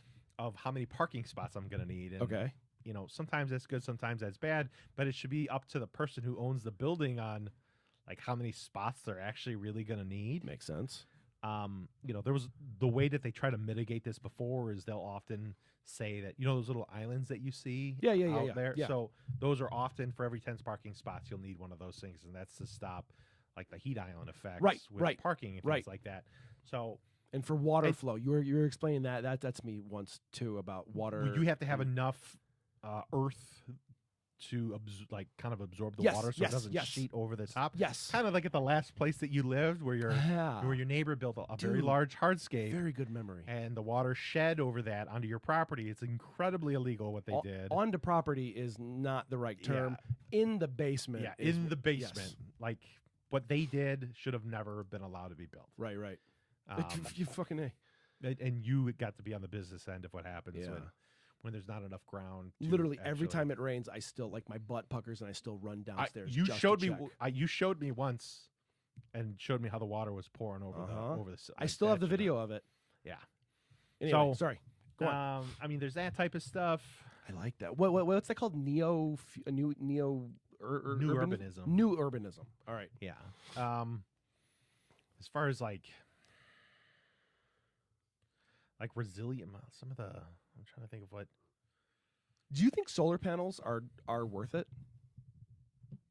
I've had 3 people come to my house and try and sell me solar panels, and they keep using the exact same sales technique. It's like it's free. Yeah. But okay. So with that stuff, Yeah. who owns the equipment? They own the equipment. Okay. They're renting out your roof rent free. Yeah, they're going to kind of cut you a deal on some of the solar panels. Yeah. What they're trying to do is they're trying to establish a massive grid. And it's cool, like you're establishing an infrastructure over the course of a whole city, You okay? to try and like recoup some energy and be able to put it in a battery. It's a great and idea. use it. It is a great idea. But if you don't have a roof that's like there's a certain angle that it's supposed to be to actually Yeah, recoup right, the right, maximum amount, right. because you want the sun to be as perpendicular to these panels as possible. It's just not really recouping the cost in a lot of things. Like there's a reason why a lot of people use it in, say, Arizona, and not as much here, because it Yeah. really, your return on investment's actually going to occur there. Makes sense. Whereas here, somebody's putting equipment on your house that you don't own, and they're not paying you for rent at the cost of something. And I'm not 100% certain that the return on investment's ever going to occur. Yeah. Like what happens if there's a leak, or what happens if they go out of business? Like they're doing penetrations through your roof, Yes. and as somebody who's in that business, I would not do it. Okay. If I was in the Southwest, I would probably do something like that. Okay. That's and good to know. And it would be my equipment, and I would buy it myself, because there's a lot of grants that would pay for that stuff. Oh. So they're being able to use government grants that you're paying for Yeah. to put things on your roof Yeah. to not pay you to park things on your roof. Okay. That's a beautiful note. I don't know. It just doesn't. Something's not.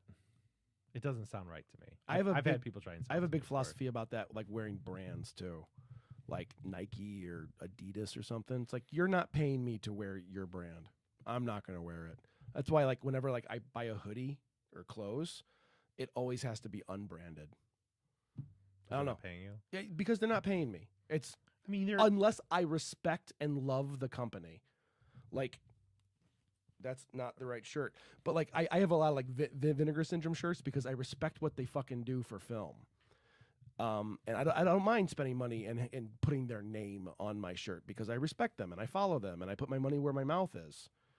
But this is just eat a bag of dicks. So anyway, I don't know. I feel really, really strongly about that. Like, I won't, like, if I have a hoodie that says Adidas on it, nah, I'm okay. I don't feel like it's worth paying for the logo. Exactly. I'm saying, like, if I got it for free, I'd be like, Or even if you had it for free. yeah, maybe not.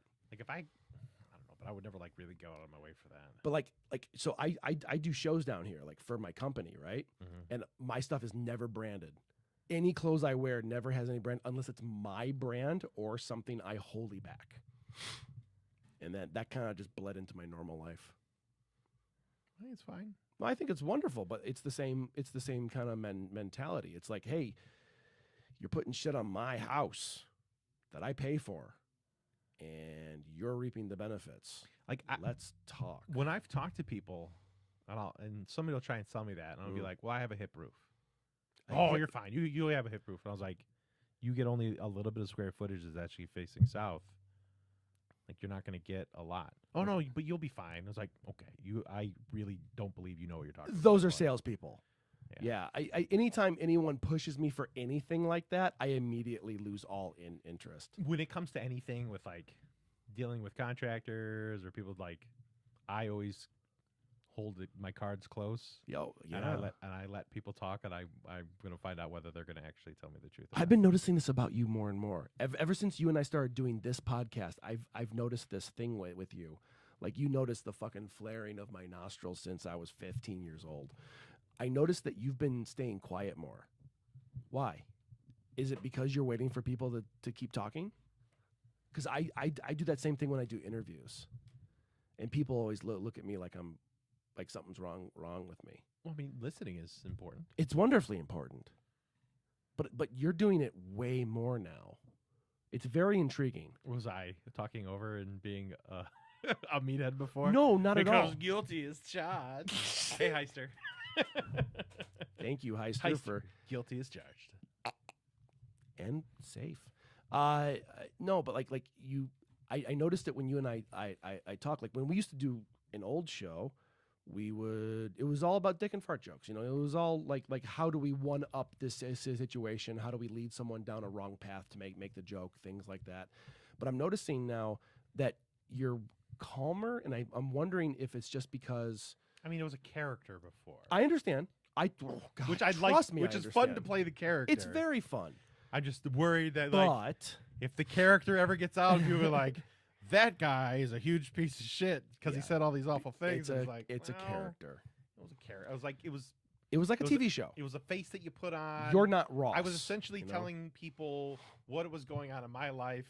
It was mostly true. Like Yeah, we would talk yeah, about things, but yeah. as a character.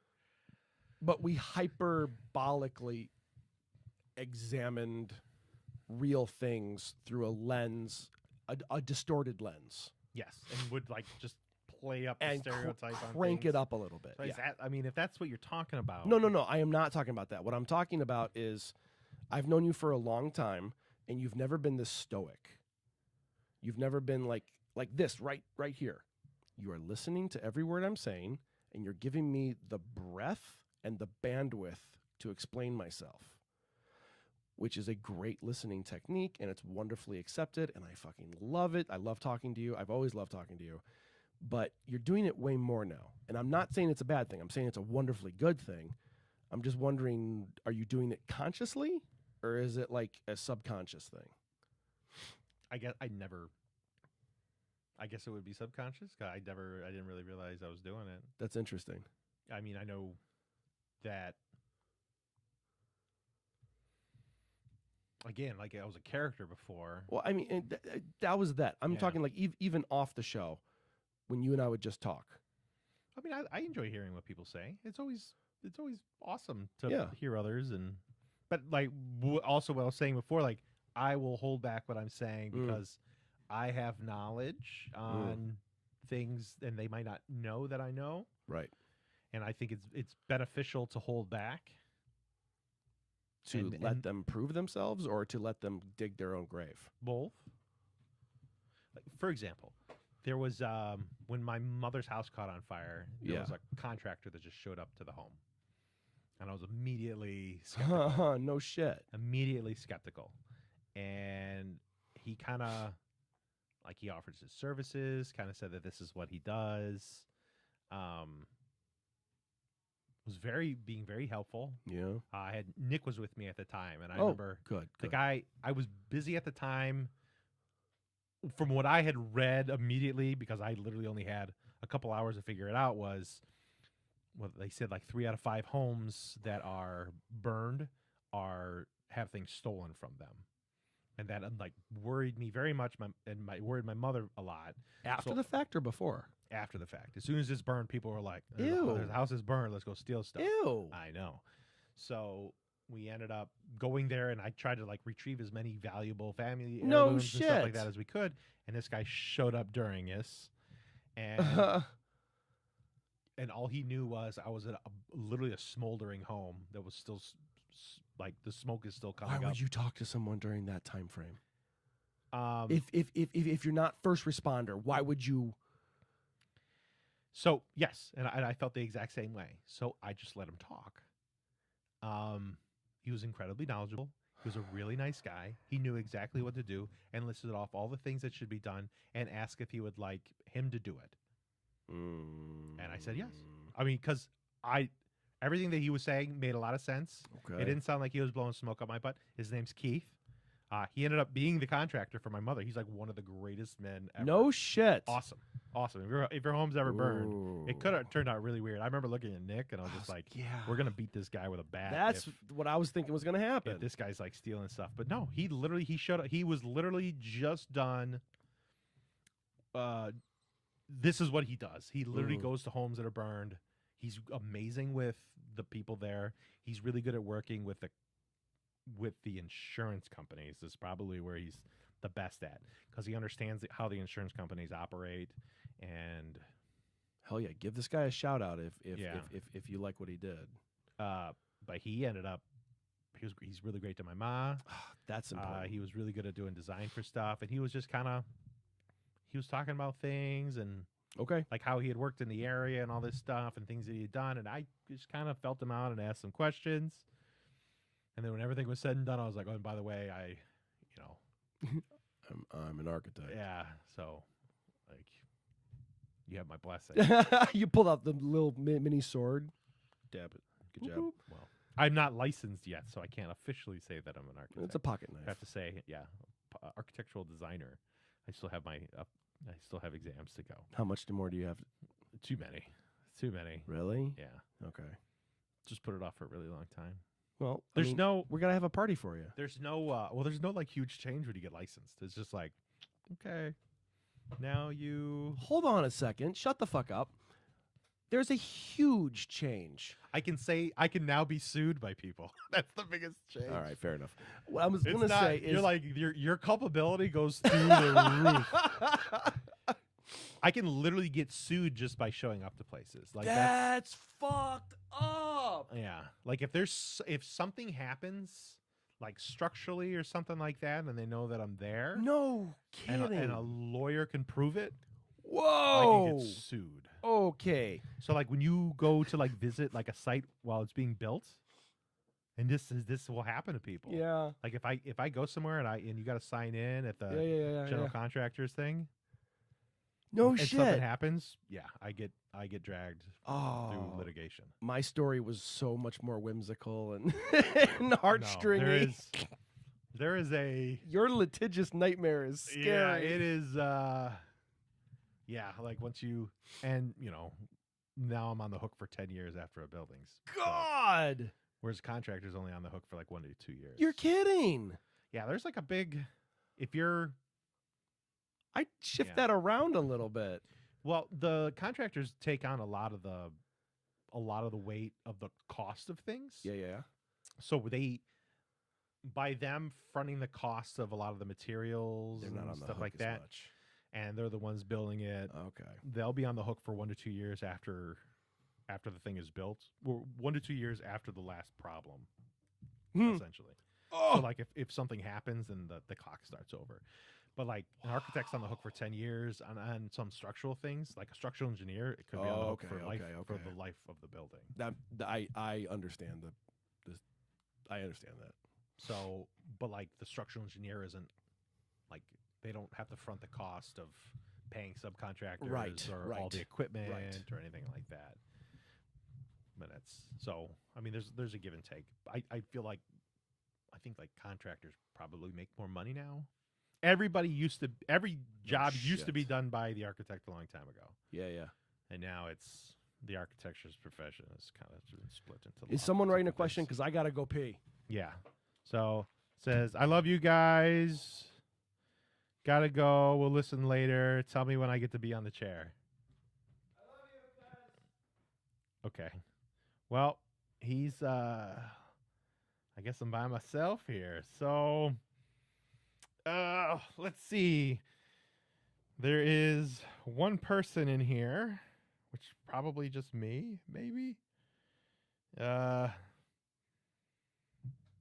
let's see. What do we want to talk about? So I think it's really impressive the way that Jay has like really, because he's not here, I'm going to talk to you now.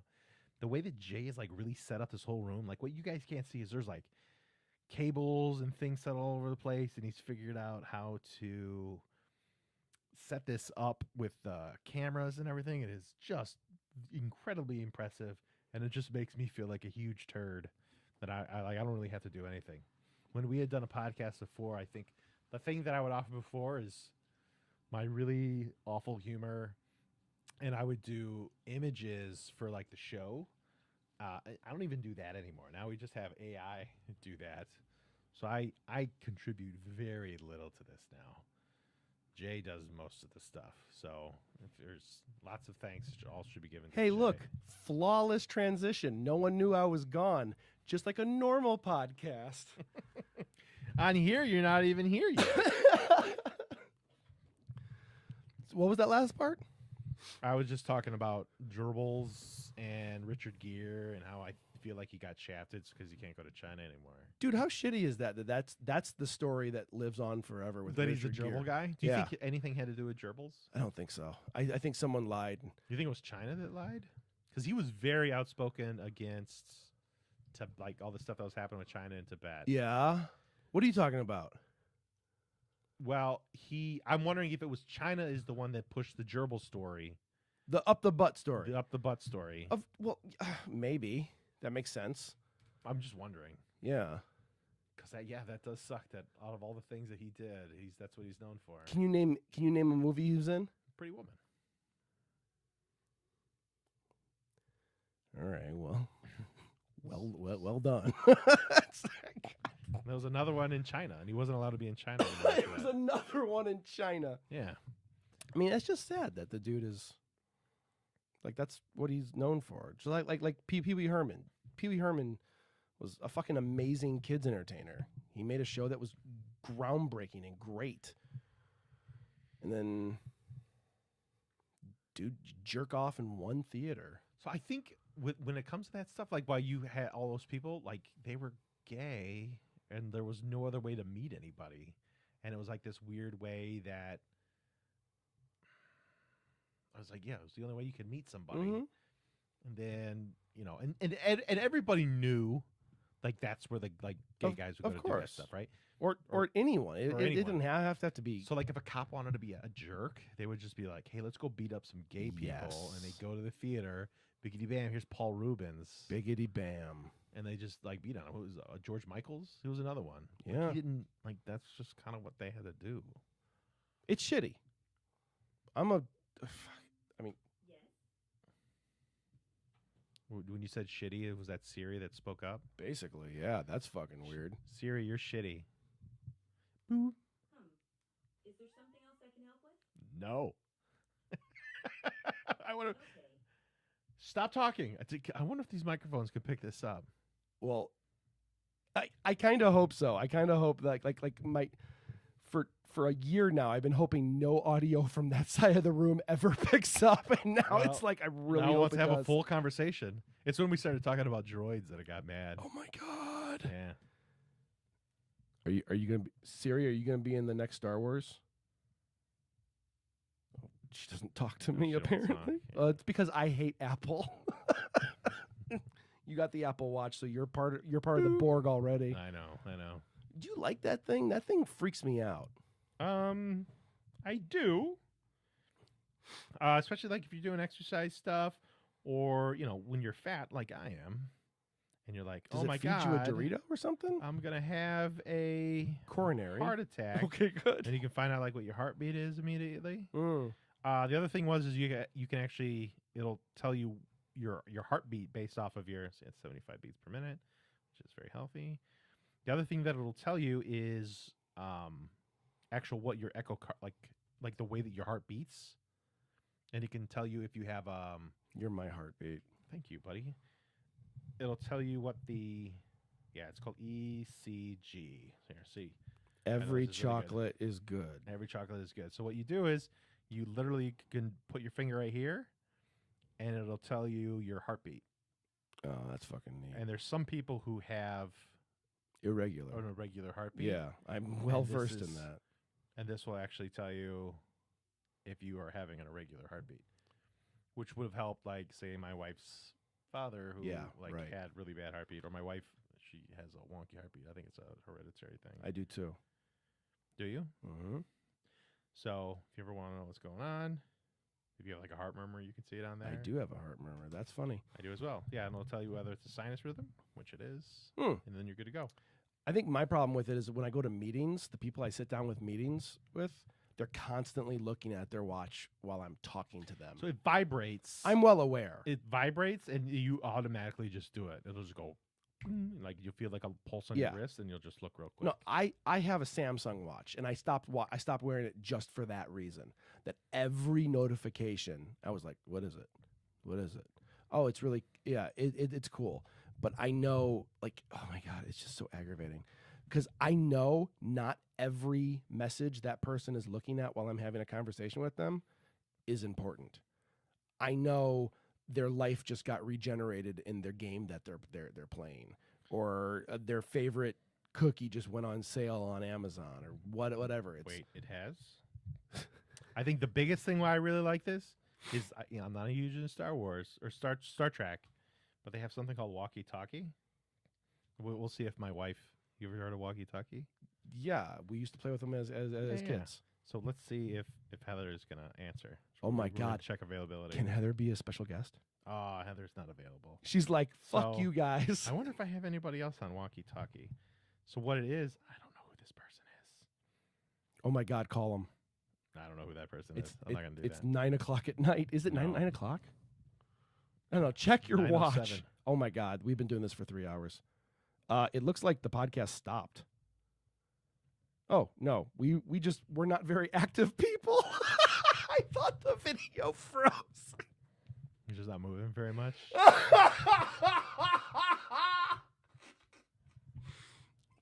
All right. So that's So- where we're gonna end the so real that's- podcast.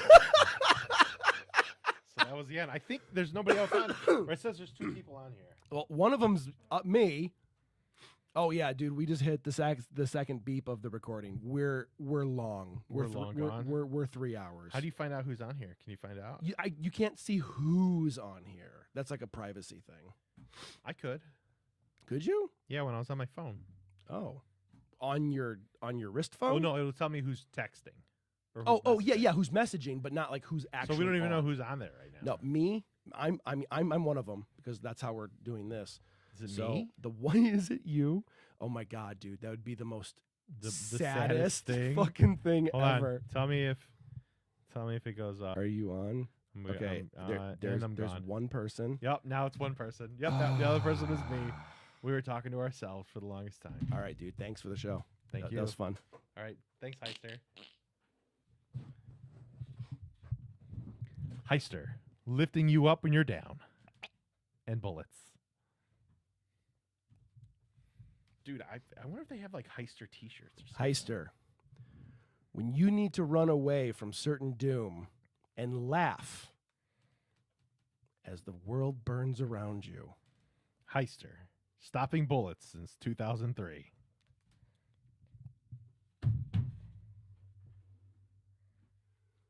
I wonder if they got a Heister thing. Hold on. Dude, so I keep wanting to buy this thing at a